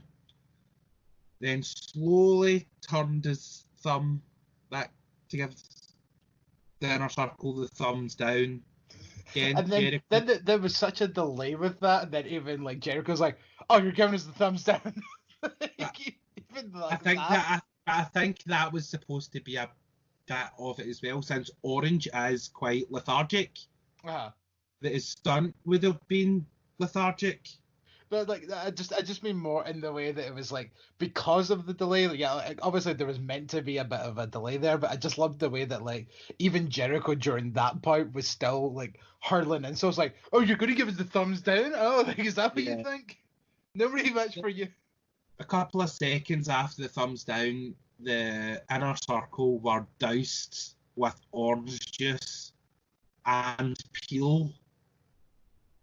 Yeah, random bits of orange as well, like Orange peel stuck in Jericho's hair. Ortiz really tickled me during this, and I guess it pissed you off. you know me too well. As soon as I seen it, I started laughing. I went, Griz is going to hate. He's going to hate this. Ortiz is so pantomime. It's great for me. He's but so I get overacting, and it's so bad. He's selling the juice. But like nobody else is slipping and falling. It's like, see, if you slipped and fell once, that's fine. But then he's probably like, I can't stand up. Yeah. Even though Jericho's pure power walking through all that orange juice and like screaming and bawling, and the rest of them are holding him back. And then even the point where like Jericho turns around, is like, stand up, you idiot! And I can't help but feel as if like maybe that was Jericho being like, right, I think you're fucking overdoing this. Going to get up.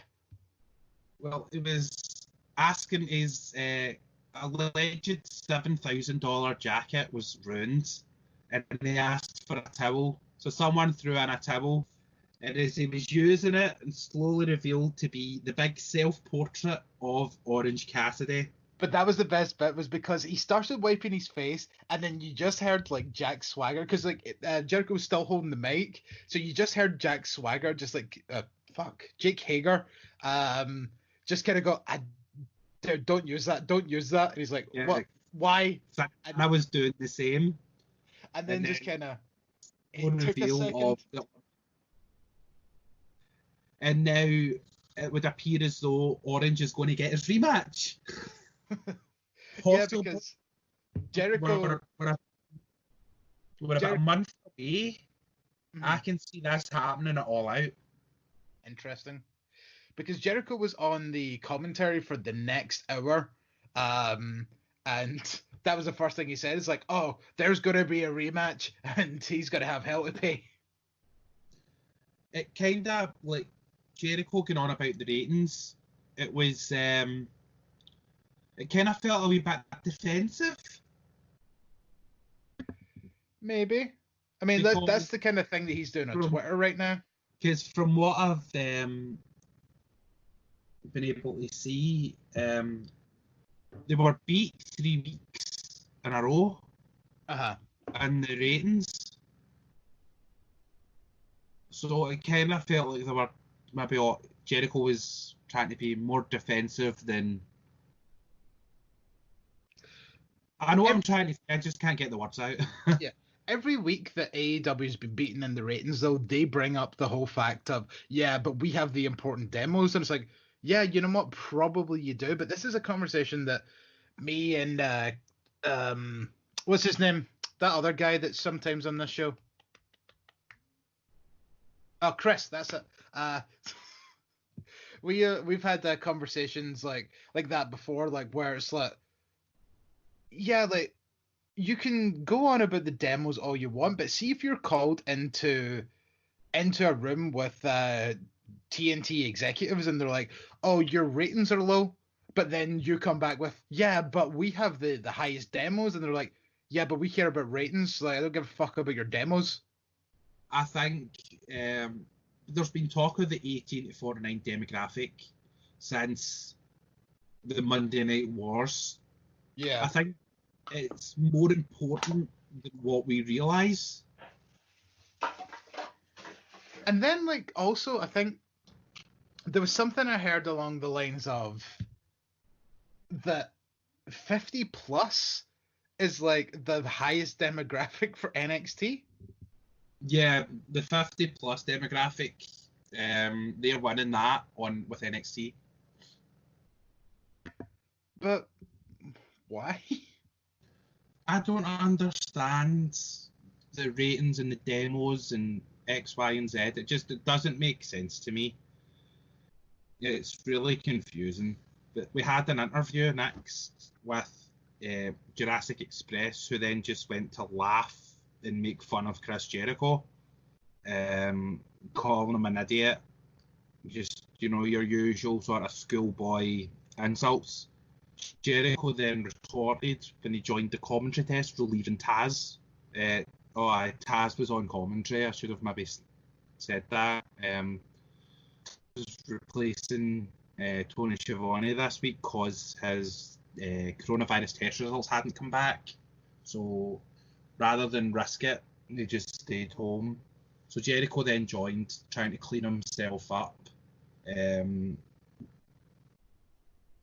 The funniest bit was probably when he was questioning Luchasaurus's credibility by demanding to see the birth certificate, which I thought was pretty funny.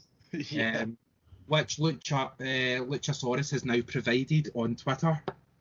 Oh man, how many times have you had to hold yourself back from saying Lucha Underground there? I kept going. There I done it again. Luchasaurus provided his birth certificate on Twitter for Chris Jericho and tagged him in the tweet. Yeah. 3 million years old or something. Declaring that he is 65 million years old. Oh, even longer than that. Jesus. The signatures of Dr. T-Rex. Dr. Dinosaur signing off on the birth certificate. They came out to wrestle the Elite in a 6-man tag match. Yeah. And this was the next interesting acting heelish kind of sort of thing of the night here. As they were starting to build up to this match, they showed Hangman Page backstage, sitting at his bar, just watching AEW. And then sort of during the match, he was joined by FTR. Yeah, they're drinking buddies. Yeah, and they just kind of, parked up next to them, had a few brewskis. I think Page is still pissed off with Omega over wasting alcohol. Yeah, totally. I mean, wouldn't you be? Yeah. I give you. See if I gave him a bottle of gin and he poured out, I would have been fucking pissed. I know, exactly, and the whole logic that Paige had was like, I could have had that, and it's like, just if you don't want it, like, you don't have to drink it, but don't pour it out, Jesus. The chemistry between these two teams was everything. It was absolutely fantastic. In a lot of the spots that they had, there was no room for error unless they wanted to hurt themselves. Yeah, there was a couple of times where, like, they hesitated just a smidgen, but, like, at the same time, like, that's absolutely not, like, a knock on them. It's just that, like, especially there was that one spot where, like, Luchasaurus was, like, all three of Jungle Express, actually, like, they were on the outside on the stairs. Express. Wait, what did I say? Jungle Express? See, even I'm not a perfectionist. All three of them were on the outside, and it was that kind of spot when Marco was gonna be pushed up by Jungle Boy onto the shoulders of Luchasaurus to then hit the Canadian Destroyer, and it's like there was that just like few seconds of delay, and you could actually see Marco and Jungle Boy looking in each other's eyes like, you ready? And he's like, right, I'm ready. Go. The best thing about that spot was Matt made no fucking effort to attempt to kick out, which I really appreciated. Yeah. Because the argument's out there that the Destroyer shouldn't be a transitional move. That's the Destroyer's a finish. It's a fucking flipping pile driver. I mean, it was absolutely on it was the finisher. Argument. It was the finisher for the one person that invented it, and you know it's still his finisher. So yes, I'll also agree. But I mean the argument is also out there that, like, you know, the super kick, the move that Shawn Michaels has made famous for years upon years, is now a transitional move, and you know the Bucks and even the Usos like throw about 86 of them in like one match. But I don't think you've got much you've not got much foot in there, because the Canadian Destroyer is a much more impactful move than a super kick. I mean, true, but still, like, I guess it kind of depends. Oh Jesus! Got too excited there. There was a nice wee bit where Kenny was going for the V-trigger, one of his multiple V-triggers of the match, on a Marco stunt, and Luchasaurus sort of wrapped himself around Marco to protect him. Yeah. And I thought that was really fucking sweet. Yeah. And the fact that Kenny just done it anyway, it's just like, all right then. Yeah, and I really like that that double team move that they done, Luchasaurus and Jungle Boy, where he's got him in like the tombstone position, but then throws him up to sort of almost flapjack him. Yeah. But then Jungle Boy takes it into like a cutter on the way down. That's their kind of tag team finisher. So like there was that genuine moment where it was like, hold on, that's their finisher here. Yeah, I would have loved to have seen Jurassic Express win, but it just wasn't meant to be. Omega then V-triggered Marco Stunt, went for the one-winged angel. Marco Stunt reversed into a pin, then another V-trigger into the one-winged angel for the win. I like the fact that like Marco countered that once. Yeah. I mean, Marco. Jericho pointed out Omega's wearing his t-shirt. That means he's not taking this seriously. Yeah, that was kind of one of the main things I was kind of alluding to when it says like this was the start of the more heelish kind of antics of somebody else in this match. That being obviously Kenny Omega, and the way that like Jesus, like if I can remember a couple of weeks or even like a month or two ago when he wrestled like Alan Angels or some shit like that, number 5 of Dark Order now. And, you know, he took that match very seriously. And that was against a nobody, like at least like, you know, Marco Stunt's at least a somewhat established wrestler. But the fact that he just came out and was just like, don't care. Like maybe he was obviously still a bit uptight about what happened earlier on in the show when he got beer poured all over his head. But when he finally took the shirt off and kind of started to get a bit down to business was when the match obviously picked up and it led to Kenny Omega getting the pinfall.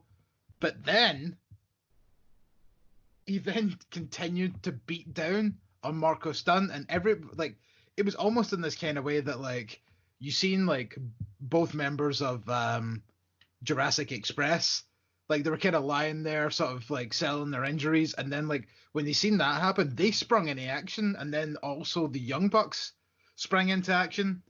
Yeah, there's a bit of story I think here from being the Elite. For the last 2 months, Omega and Colt have had a wee scat where Colt kind of keeps interrupting Omega's bats and they start chasing each other all over the arena. Yeah, didn't they do one of them on Dynamite one time? Yeah, they filmed it for being the Elite during a Dynamite. Yeah. And it was them chasing each other and then they changed clothes and all that. It's got to the point in this, and like the running skit, that Omega's getting pissed off, like getting really pissed off with Colt. And you're getting like Hangman, the Bucks, like Colt's going to go to Kenny Omega to try and, you know, like piss him off. Colt still thinks it's fun and games, but they're like to Colt, no, don't go. don't go near him. Stop doing this. Don't go near him. Stop it. Like, it started off as like a bit of a joke where they were telling him not to go near him. Like, the Bucks were like, oh, he's I seen him on his phone. He was buying aviator sunglasses, and it's like, oh, he was buying grey hair extensions. I've seen him looking at a trench coat, sort of like insinuating that the cleaner was going to come back. Yep. And he's also on being elite. He's also been kind of getting pissed off that he's a better wrestler than Hangman Page, but Hangman Page is getting all the fucking love. Well, yeah. It's really interesting that it's like for on being elite, 9 times out of 10 things aren't canon. The occasional nugget that leads into a story and sort of rewards you for watching being the elite every week. Yeah. And then after the match, when they were asking Kenny why he was doing what he was doing, it was like, it was a match. It's a match. It's a match. Yeah. And then Luchasaurus was like, no, the match was done. This was after the match. I think one of the Young Bucks also said that. And then he said something else, something along the lines of like, what's respect anyway, or something along those lines. Yeah, he's since Double or Nothing last year, Omega's been getting almost dog walked. First it was Jericho, then it was Moxley, then Pac, and then Page, because Page was really disrespecting him at the sort of like the start, and maybe like the first month and a half they were being a team. And now it's FTR that are. So I think I wouldn't be surprised if maybe All Out he just fucking snaps and reverts completely back to the cleaner. Well, if he reverts back to the greatest wrestler in the world, then I wouldn't exactly be opposed to that. I mean, yeah. Like, don't get me wrong, he's still been pulling off good matches and all that shit recently on AEW and stuff, but there's a complete disconnect between this character we have now and what he used to be in New Japan. Yeah, like, I don't think he's had a match in AEW that has matched, but wouldn't say his best work in New Japan, but, you know, like his middle stuff. Yeah. Yeah, like maybe his run as like junior heavyweight champion or whatever. Yeah, like the best match I think he's had in AEW was the tag match against the Bucks at Revolution, which a lot of people would say. Yeah, like before that he's not really had in AEW. Didn't really have a match that sort of was of that level until the tag match, and he's not had one since. Unless you want to argue stuff like the John Moxley hardcore match, but that's in a completely different level because it's that's a hardcore match. It's not a straight wrestling match. I didn't even count it considering it was non-sanctioned, so technically it didn't even happen. Yeah, exactly. Moxley doesn't get the extra tally on his record for beating Omega, so for me it doesn't count. Yeah, exactly. And then bear in mind that that's not the only unsanctioned match that Kenny Omega had, because seeing the start of AEW Dark, he had about a 40-minute nearly non-sanctioned match with Joey Janela. Yeah, I think that was to try and maybe that was building up to the match at Full Gear.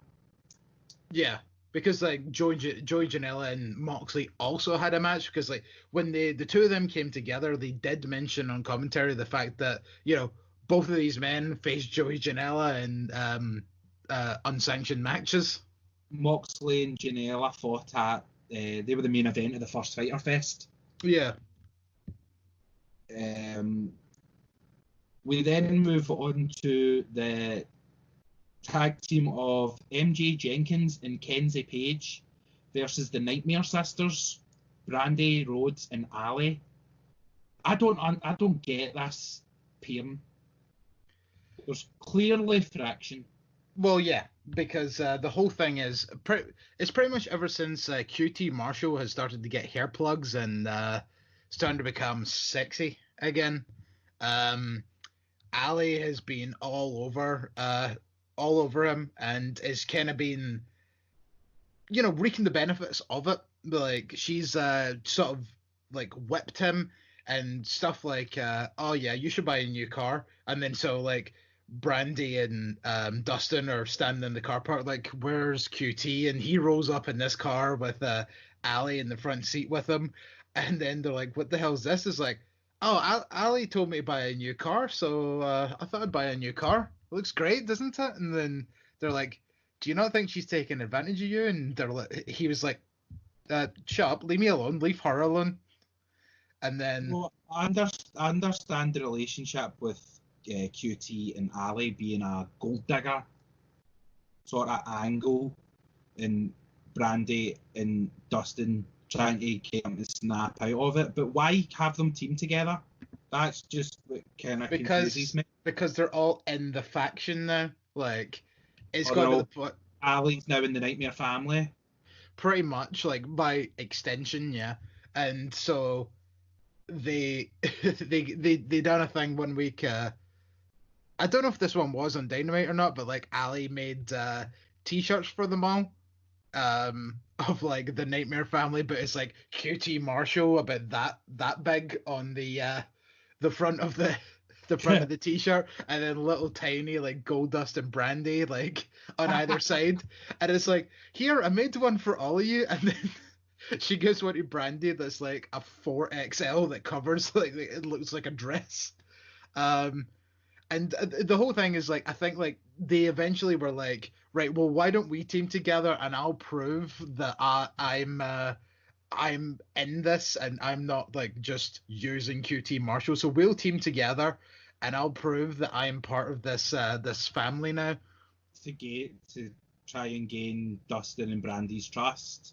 Well, yes and no, because most of the matches they've had is Brandy doing about 90% of the work, and then Ali like tagging in, doing one move, and then pinning the opponents. Well, I've not seen them wrestle on Dark, 'cause I've not watched Dark for a while. But they seem to do okay here. I think this might be the kind of turning the corner kind of thing, as in like maybe Brandy and Dustin are probably like, well, you know what? You keep winning. Like, regardless of what happens, you just keep winning. So maybe she's not as bad as we think. Like, I mean, maybe the ways that we're winning these matches aren't exactly, 100% the best, and sometimes she's like just more of a distraction than actually like willing to compete. But regardless, the results kind of speak for themselves. You're undefeated. Yeah, Ali scored the win with a reverse DDT elbow combination, almost like a Big Show final cut. Yeah. But I want to say MJ Jenkins wasn't really used in NXT, but she had a nice. I thought she had a nice showing for herself this week. She was. She's like one of these people that I don't really recognize very much.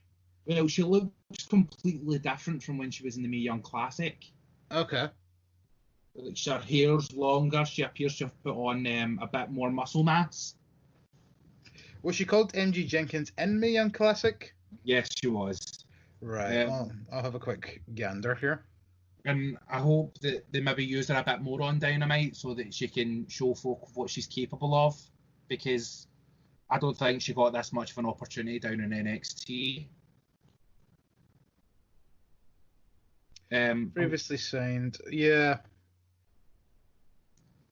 Yeah, oh yeah, I recognize her. I remember her. But she looks nothing like what she did on Dynamite. Maybe that's why. There is quite a big change there. We then had Dasha introducing former AEW Women's Champion Nyla Rose, which she wasn't too pleased about.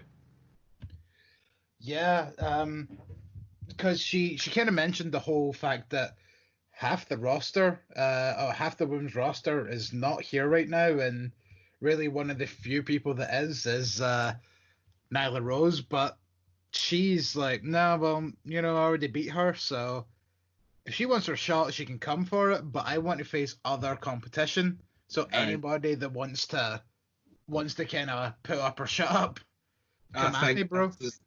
This is maybe where the Evil East Diamante match booked for next week is going to come into play. Yeah. But Nyla Rose introduces her manager that she was teasing last week. And and then they fucked up the theme song by playing it before realizing that's the wrong theme music, and then switched it over to Nyla Rose's theme. But they saved it because you didn't get enough of the theme to realise that it was Vicky Guerrero's new AEW music. True, but then after you heard it, you were like, well, they sure did play her music. Yeah, they did, but luckily we didn't have the knowledge at the time. Yeah. Because it kind of goes, excuse me. So they managed to cut it before it went, excuse me. Yeah, but I do love the fact that she's using "excuse me." Yeah, because wasn't that one of the things that I brought up like on a couple episodes. Yeah, because when she was on AEW in the past, she just kept going, "Are you serious?" or something like that, and it's like it's close. She knew that. I think when she was at Double or Nothing, she was signed. Yeah, and I think because. Why would she say "excuse me" as just like a random member of the audience? I think she was saving it for her debut. Well, to be honest, anytime that she ever done anything, she would worm "excuse me" into it, even when it wasn't relevant. Like, and the one point that I could think of that was during when Trent returned to NXT after like a really long layover, and then they were doing this thing where they would just get random wrestlers going, "Where's Trent?" into the camera, but then like it would come to Vicky Guerrero and she goes, "Excuse me, where's Trent?" And it's like, you didn't need to say "excuse me" there. And then to end that promo, some guy just opens a door and Trent's sitting in like a mop closet and just goes, "Hey Trent, do you want to wrestle in NXT next week?" And he's like, "Yeah." That was a great promo. I think Vicky's always been a great on-screen performer. Since she was paired up with Edge during Edge's big main event run on SmackDown. Yeah. To me, she helped Edge become more of a sort of smarmy heel rather than his slimy heel. Psycho, rather than his sort of psycho unhinged sort of deal that he was doing when he was like with like Lita. Yeah. And I think that it will be difficult for Vicky to have that success, but not impossible in AEW to match the heights that she got to in WWE. But I think I think she's going to be a good asset to Nyla in the future. The only thing that I want to kind of argue with this is the fact that, like, I would argue that, to be honest, I've said this to you before, like, Nyla Rose, and I don't find her to be the best in-ring wrestler, but I would say more recently, the thing that she's improved on so much more is her own talking, so I'm kind of surprised that they were willing to bring in a manager to do the talking for her when that's the thing that she's improved on more than anything else. Nyla, I'm a big fan of Nyla, but look at her promo last week saying about a manager wasn't really the best. She talks better when it's just like a wee statement, like a wee sentence. Maybe because like You can still have Vicky doing majority of the talking and then getting these snide remarks in. Because like one of the kind of promos that I thought was like really good. I suppose you're right. Was very short. It was like, oh yeah, I think I found something that belongs to you, and then hits Sheena over the head with the candlestick. Because like, I found your candlestick, bitch. Yeah, like Grant, we've spoke about our wee statements and our wee jibs and remarks before. Even in Double or Nothing, we spoke about our always bet on Blackline and stuff like that. Yeah. So I think it's going to help her in the long run. But how much it's going to help her is going to be up for debate with a lot of people. We then come to the main event. FTW champion Brian Cage challenges AEW World Champion Jon Moxley. This was was really looking forward to this going in, and came out feeling very unfulfilled. Yeah, I think it was more to do with the finish. Yeah, because like the thing is, like Chris brought this up ages ago. Like, in fact, he brought this up when Cage and Taz debuted together. It's like, you know for a fact that the only reason Taz is walking about with that towel is because he's got to throw it in at some point to stop Cage from losing. Towel was also his fucking thing. It was his thing, but just the way that it was so prominent about like when he used to walk about with it, like but the whole point of this was I felt like the use of it came very quickly. Like this felt like something that should have came much more down the line, and it didn't. I just felt like it happened far too quickly. But there could have been much other ways, better ways to kind of end this match. I think, but at the same time, though, I think that it's sort of like the right time for it. At the same time, like Cage didn't give up. To me, it sort of felt like Taz sacrificed the battle, knowing that it's a longer game they're playing. It's going to be, I think it's going to be a bigger rivalry, but there's rumours that Taz and Cage are already broke up, which I don't like the sound of. But it's like the finish. An alternative way you could have done it was, instead of Taz flinging in the towel, was maybe Darby Allin doing the run-in and costing Cage the match rather than the towel being used. Yeah, absolutely. Like, that's a really good thing. A much better way that they could have ended this match, and at least that way you could have saved the towel spot for something, because I feel like the two of them together are really good, and as you were kind of saying as we were getting into the beginning of this episode, you were kind of hearing that there might be sort of a bit of rumbling between the two of them with Cage and Taz. Yeah, but again, at the same time with the towel, if this is going to be a longer game, then it kind of works, because Cage didn't give up, and it kind of saves face a bit for Cage, because it was Taz that gave up, not Cage. So it kind of works both ways. I was just kind of offering an alternate that would then sort of feed the Darby Allin Brian Cage feud.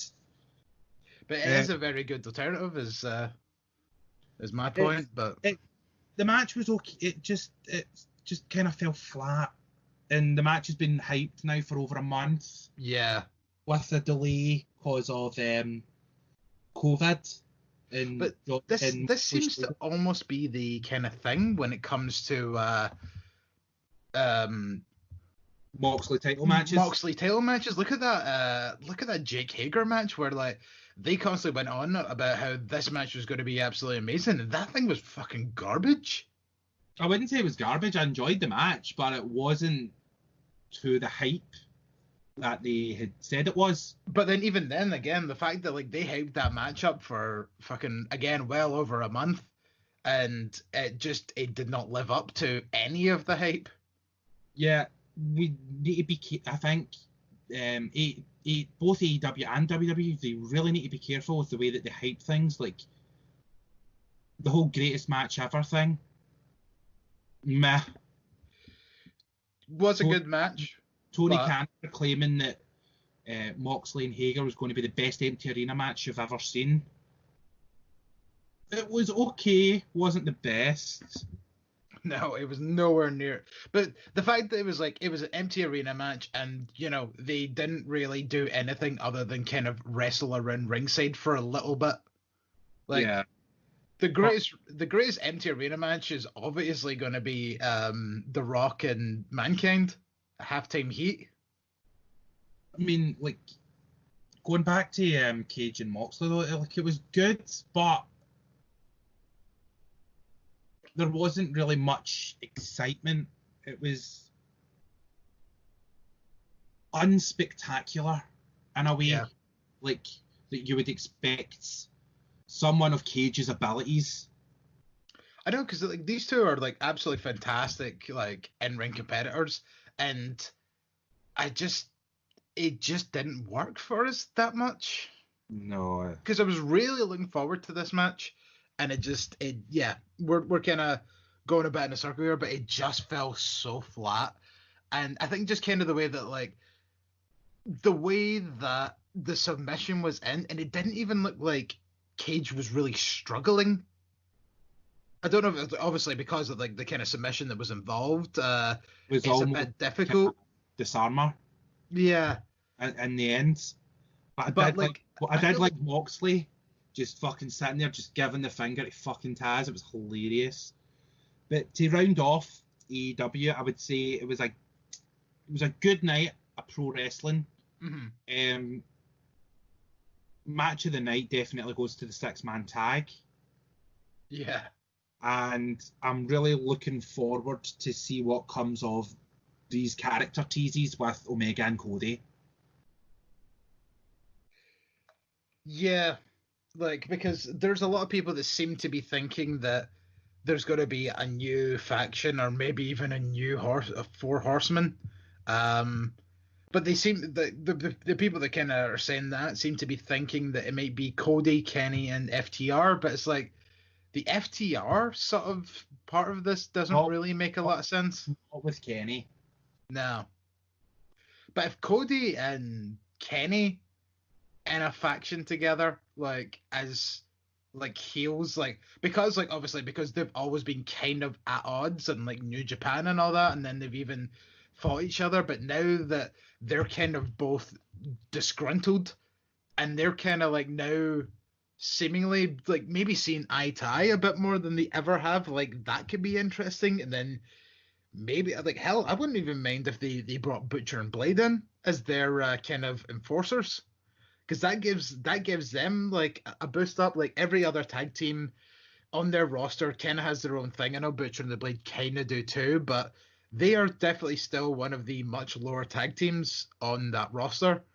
And maybe even if you bring those two in as your kind of enforcer tag team, and then that's you kind of got all bases covered. Yeah, and there's also a wee bit of story there to tell as well, considering the fact that Butcher and the Blade were brought in to get Cody. Yeah. MJF. I mean, they were just hired goons at that point, so yeah, they were like, yeah, we got paid. Mm-hmm. We got paid, and that's all kind of in the past. Nothing personal business. It was business. Yeah. But I like the fact that you said goons. I was going to say gimps, considering Blade's mask. Which I can't unsee every time he comes out, and it's like, oh, no. No. It's weird to kind of get, Collector vibes from it. If you've ever seen that movie, The Collector. I have not. But that's do tell. Worth a watch. It's a home invasion movie. Ooh. With saw traps. It's great. Ooh! In the Saw is, all right in my book. I fucking love the Saw franchise. And I'm so glad that new Saw movie has been moved to next year. Yeah, a lot of things have been moved to next year. Halloween Kills is the one that's really sort of bugged me. Yeah. That's now next October. Mother. Halloween Ends now postponed to 2022. But we're not here to talk about movies. We're here to talk about wrestling. And there was even more wrestling this week. Yes, there was. Because just last night we had a little house party, and we sat and we watched Impact Wrestling's latest offering of Slammiversary. So Slammiversary took place from an undisclosed location. Yeah, they're not saying where they're having their shows. It's quite unique. Yeah, but you know, absolutely like absolutely just want to say like say what you want, think what you want about Impact Wrestling, but you know the fact that they're still able to put on their product, whether you like it or not, is its own story. But the fact that they're still able to put on their product and there's a building that's letting them do what they do, like that's appreciated right now. And you know, like AEW, WWE, and Impact have all continued to go on throughout this whole thing, non-stop every week. Yeah, it shows their dedication of their wrestlers to be doing this, and I get that if you're not working, you're probably not getting a wage when it comes to Impact. Yeah, exactly. Do I just talk about the thing that kind of annoyed us majority of the night, just to get it out of the way? Go on. The same noise happening all the way through the show. It was almost like the beginning of the Machine Guns theme. The Machine Guns theme. Yeah. It was basically that at the start of every match. Yeah. And it was really odd. And we thought that maybe it was leading to something, and then nothing happened. It was odd. It was distracting. It was kind of taking you out of the moment. But we're trying to get the bad stuff out of the way, because all things considered, it was okay. It was okay. It was good. It was fine. It's not the worst show. It's not the worst pay-per-view I've seen during all this coronavirus nonsense. Nope. Let's say that. And it was also Backlash. It also wasn't the longest either. Yep, a nice wee 3 hours, just your average pay-per-view length. And sometimes, I mean, like, obviously, I'm Mr. I would take quantity over quality sometimes, just to really justify the amount of fun that I have. But sometimes it's nice to just sit there for 3 hours and know it's going to be 3 hours, and then like call it a night there. Because I mean, it was 4 o'clock when this finished. I mean, Jesus, there's been some AEW shows that have finished about like 20 to 6, or even later than that. Yeah. Some, like, to be fair, we did have a start time of 1 a.m. Yeah. No pre-show matches, just right into it. And so we opened the show with the Rascals given their given their open challenge, and then so Buckwheat came out. Buckwheat and Porky. They came out in their little soapbox racer, and then they realized they can't wrestle, so instead out came the fucking Motor City Machine Guns. No, we did not have the guns in our picks.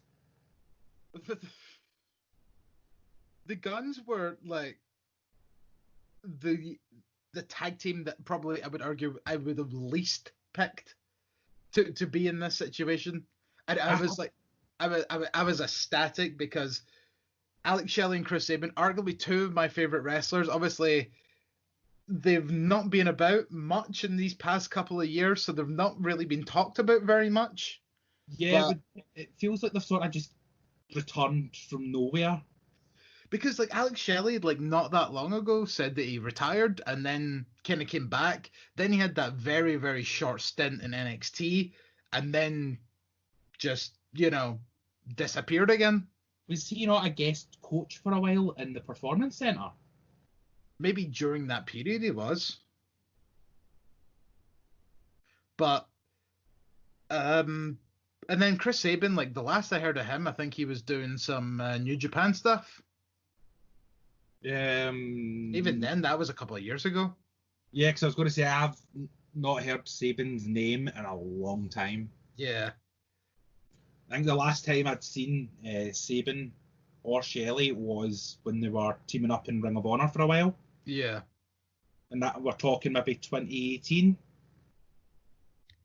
Maybe that was around the time like that they were Sabin was in Japan, because I think it was one of those like obviously junior heavyweight tournaments, and it was like, really, Chris Sabin? I didn't even know he was still going. I would need to look into that to see if he was in the best of the Super Juniors. Well, I don't know if you want to have a wee look ski, and then I'll kind of vent a wee bit about this, because, well, not vent because that sounds negative.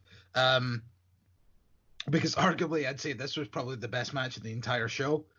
But that may be biased because obviously, as I just said, Shelley and Sabin, arguably two of my favorites, especially Shelley. I always loved Alex Shelley, like throughout his entire TNA run. And when he finally won that X Division title, like beating Chris Sabin of all people, funnily enough, like was a highlight of like his whole career, and probably the biggest thing he's ever actually done to this period. But like what a great match! Like four like excellent wrestlers, because I mean all three of the Rascals, great wrestlers, and Sabin and Shelley also. Again, because I can't gush over them enough. But the ending sort of came when Shelley and Sabin, they kind of went for what seemed like a double package pile driver. Yeah. For the win, which is not like, I guess this is something that they've kind of been doing, in Ring of Honor or wherever it is that they've been hiding for this past wee while. Because normally I was expecting them to hit their skull and bones, which is the neck breaker frog splash combo. Yeah. But no, they kind of put them away with this. For me, I can describe this whole match in just 3 words. Go on. Total non-stop action. Nicely done. And I've just found out that Chris Sabin was in the 2018 Best of the Super Juniors tournament. Well, there you go. Yep. So that was pretty much probably the last time that I heard Chris Sabin's name being thrown about. So kind of after that, well, actually, I think it was a bit later on in the night. They've made their vouch for the tag team titles, and that will happen this coming Tuesday on Impact. So you know what, you've got at least one viewer there, Impact. Yeah. So we moved on to the TNA World Championship, where Tommy Dreamer took on Moose. Old school rules match. Yep. And we didn't find out what that actually meant until the match actually started. Which kind of just meant hardcore rules. Yeah, the ring announcer didn't help in any way. No, he just said it was old school rules and that was it, and then that was all.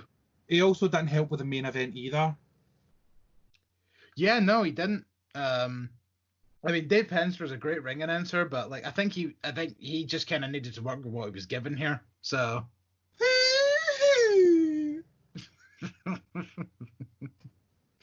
That's offensive. Moose. It's only if you've got if you've got a first name and a surname it works. Tommy Dreamer. Do you realize like how much it takes for me to not reference them on an almost constant basis? Well, I'd at least reference OSW once a day with their fun quotes and shenanigans.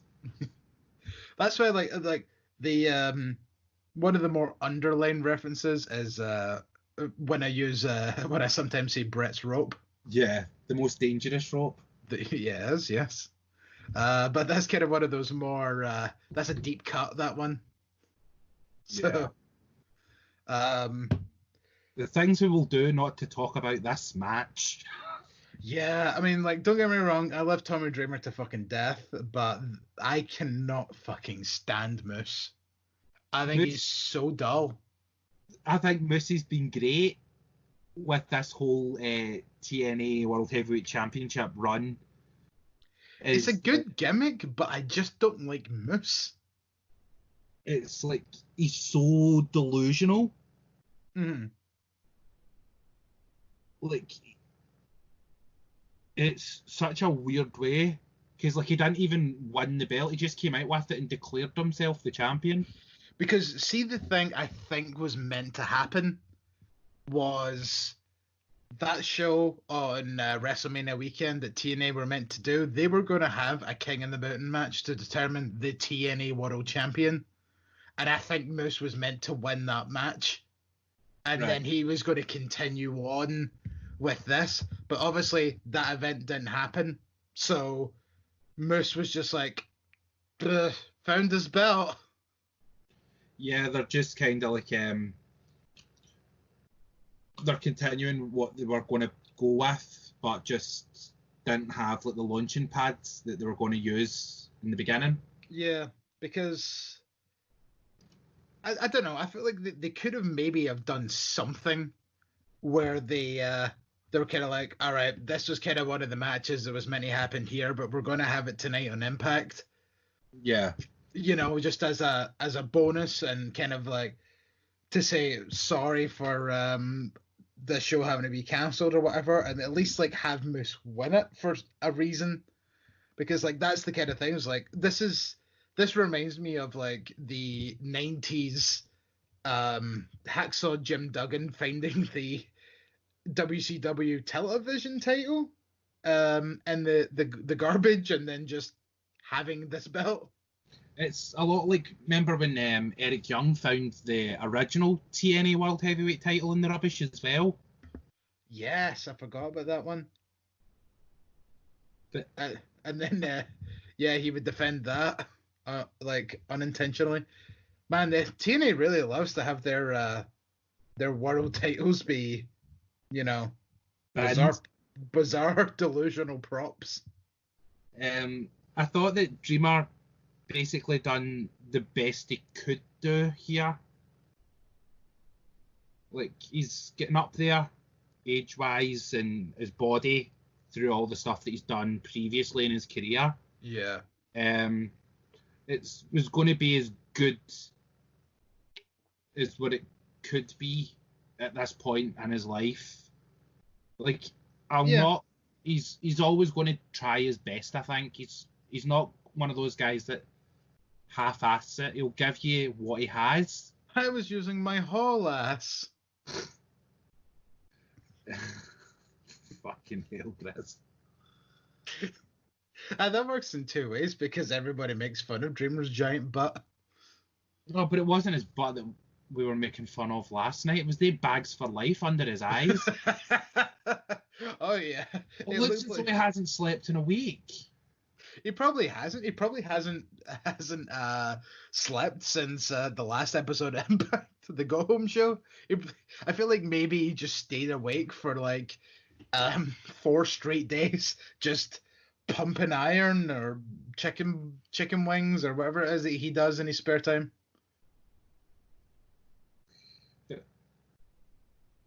Dreamer done the best that he could, but this match really relied on Moose. But I don't think that Moose I'm going to say, but I don't mean it the way I'm going to say it. He's not talented enough to pull someone through a match. Someone needs to do that for Moose. Yeah. He is not the leader of a match. No, he's the one that should be following. Yeah. I mean, it was fine, I guess, like, to kind of sum it up in one word, like, it wasn't, the most offensive thing that you would ever see, and it wasn't even that long either, so it was reasonably unremarkable, but it got across like what it wanted to get across, and that was just another notch in the belt, no pun intended, of Moose's TNA title reign. For me, this was the worst match in the cards. It wasn't difficult. I think there was a lot of matches that were heads and tails above this, and I'm glad that they had it so early, so lower. Yeah, that's what I was thinking. Because see if they tried to make this like a co-main event, like trying to be like, oh, we're going to have 2 world title matches. Yeah, well, Moose was saying that it was the main event. Oh yeah, because in his head it probably was. It goes to the delusion that he has about himself, which has quite, personality-wise, and like the delusion. Moose is entertaining, but in ring he's lacking. I know, so like that's the thing. Like, I really kind of liked Moose when he was in Ring of Honor, but ever since he came to Impact, just there's something off about it. I don't know if there's like he maybe got an injury that we didn't really know about, and he's kind of slowed down a lot of what he done or whatever. But there's just something about it that's just like he's just very lackluster these days. It's maybe because he doesn't have his old manager Stokely Hathaway. Yeah. Now known as Malcolm Bivens. Yep, the manager of Indus-Share. Indus-Share. Nailed it. I mean, I've still not learned their separate names, but the fact that I can at least say their tag team name now is a step in the right direction. I know that one's called Surav. I mean, they've not been on TV like enough to. In fact, do you know what one of the weirdest thing was? A couple of weeks ago, they came out. One of them spoiled it. Well, one of them came out, and the 2 of them came out on 205 Live and attacked Danny Burch and Oney Lorcan, and it's like, why are you here? It's, to me, that almost seems like a cross promotion. Like they were feuding with Team 1-2.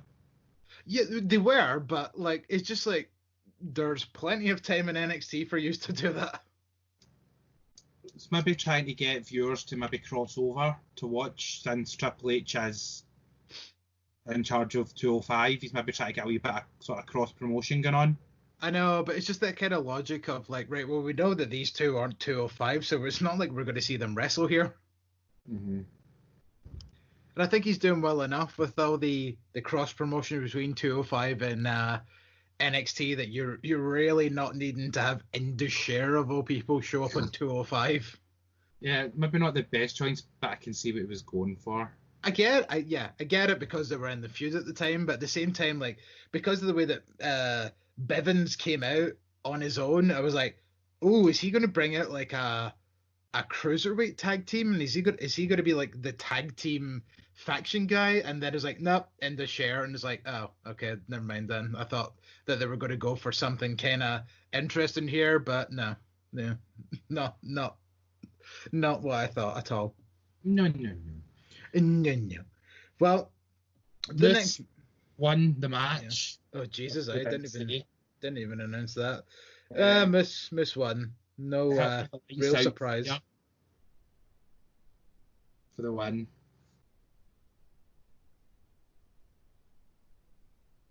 Yeah, hit the lights out for the victory. But it was fine. I definitely think that the hardcore rules probably did help this match, by at least having it be a plunder match. Yeah. Yeah. Shortcuts they could go to. Exactly. And I don't know who that benefited more, because as we're kind of saying, like both wrestlers here kind of are lacking in certain areas, so it was mutually beneficial. Yes, probably the best way to put this. The next match was the Knockouts Gauntlet match, which had about 10 I guess, women in it. So we started off the match with Kylie Ray 14. and I would say 14. Right. We'll count them as we go along. Keep track at home. This is going to be like a Sesame Street style match. One wrestler. Two wrestler. Count with the cunt. Hey, whatever you're into. Oh man. So I guess the the count with the cunt. Like, I guess the count's favorite time is when you're on your period. That's disgusting. You said it. No, I meant you. Like, it's count with the count.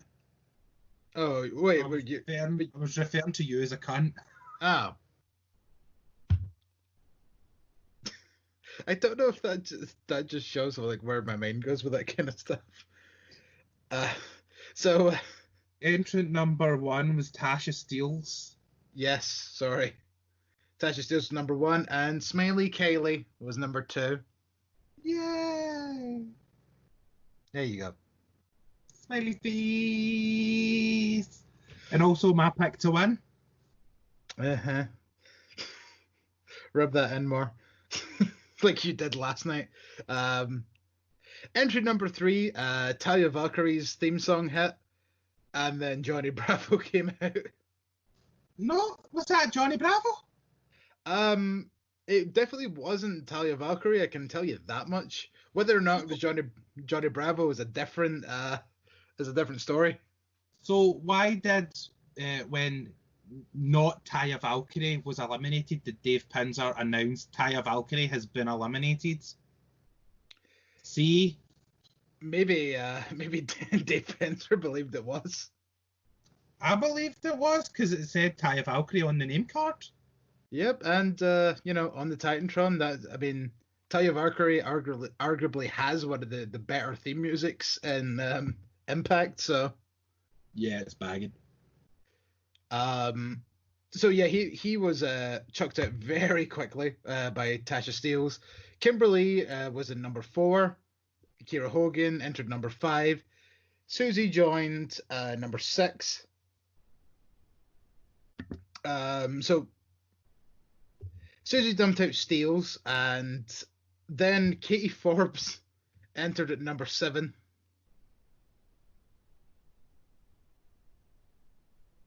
It was quite funny. I think that silence kind of says it all there, to be honest. Katie Forbes, don't like. Josh called her, said, we'll call her an attraction of sorts. Geesh. And then that was when I said to you, yeah, a fucking freak show attraction. Yeah, and she had this weird hair as well. Like, almost like pom-pom hair. I think she's gross.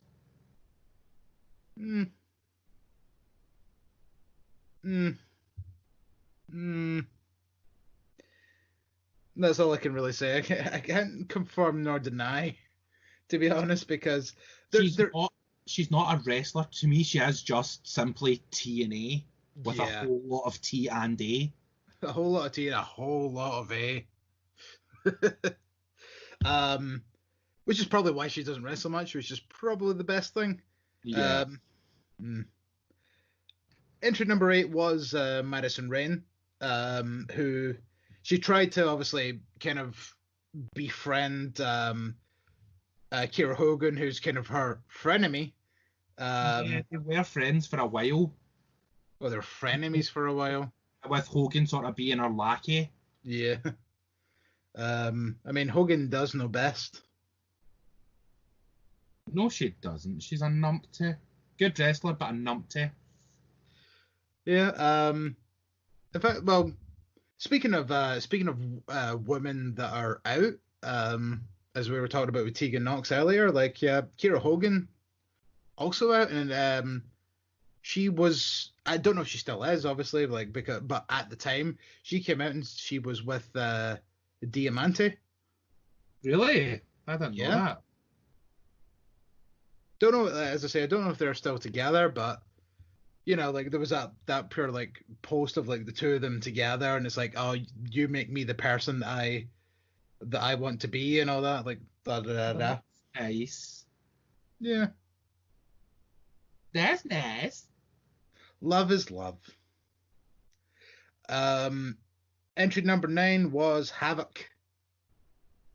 Havoc in her tights. They give me a sore head. Yeah, you were really not into the tights of Havoc and Nevaeh. No, they actually gave me a sore head. I actually had to stop drinking my gin at that point. They were giving me like a bit of a migraine, just like it made their legs look like fuzzy. Because you didn't notice it until I'd said to you, look at their tights. It's like as if their legs are bloody. I think it also didn't help the way that, like, because the tights were maybe making like the tattoo on Havoc's thigh look. That probably didn't help either. There's a weird pattern on our tights / leggings, whatever you want to call them. Yeah, because it was like a hexagon kind of shape. They're a hexagon shape, but a lot of the sides of the hexagon have 3 lines. And it's like they're so close in proximity with a tiny gap that it sort of fills the camera. Yeah. I can't pick it up right. Maybe it just maybe Impact's, less than stellar cameras. Number 9 was my pick to win, I think. Needless to say, I don't really remember the last episode that much. I have the notes here. You have Susie for the win. And that was number 9. She tried to say hi. Susie came in at 6. Did she? Did I fuck that up? Havoc came in at 9. Beg your pudding. Yeah, because I did say that. Susie tried to say hi to Havoc and then got kicked in the face for it. Entry number 10 was the real Talia Valkyrie, with Alicia Edwards arriving in at number 11, followed by Nevaeh at number 12. Then there wasn't many eliminations actually, so this match filled up very quickly. Yeah, there was a lot of women in the ring. So this brought out Rosemary, that was 13, and then as Rosemary and Susie were kind of going at it, and then Susie actually got dumped over at that point. She ended up on the apron, then got taken out, and then entry number 14 was Johnny Bravo dressed as Rosemary. And to be fair, dressing like 2020 Rosemary is not the look you want to go for. No, I think her new gear is horrendous. It kind of looks like she's dressed in a ripped up bin bag. Yeah, like feel free to go in a bit more detail about her gear for a moment. We were talking about it last night. It seemed like she was getting some unfair tweets and stuff from people on like Twitter and social media about her weight, which is her weight was fine. There was nothing really wrong with her weight. But her attire when she was in Decay with Abyss and Crazy Steve, that was top notch. That's my Rosemary. That's the Rosemary that I think you should, if you're going to cosplay as Rosemary, that's the Rosemary you want to do. But if she has adopted this new gear out of the fact she's feeling self-conscious, then I feel really bad for her, because she's a beautiful woman. And just because you don't fit this cookie cutter woman body shape doesn't mean you should feel ashamed. Absolutely. I mean, hell, even I would argue that the fact that, like, when she came back, she looked even better. And I mean, I know all this whole kind of thing of like, no, don't be that way where stuff is just judged on looks. But you know, I am only a straight white-blooded male at the end of the day. Yeah, the world's got enough of them. Yeah, I know. But you know, I likes what I likes, and obviously this is me saying that, but that's not taken away from any of the talent or anything like that. That's why, you know, that's why I pimp out stuff like Stardom all the time, because Jesus Christ, women's wrestling, hell, I even think like women's wrestling is fucking much more entertaining than a lot of the male wrestling most of the time. Yeah. That's why I have like 4 Asuka t-shirts. Like that match that we watched, I can't remember who it was, who the people were in the match we were watching before we started watching the pay-per-view. It was that random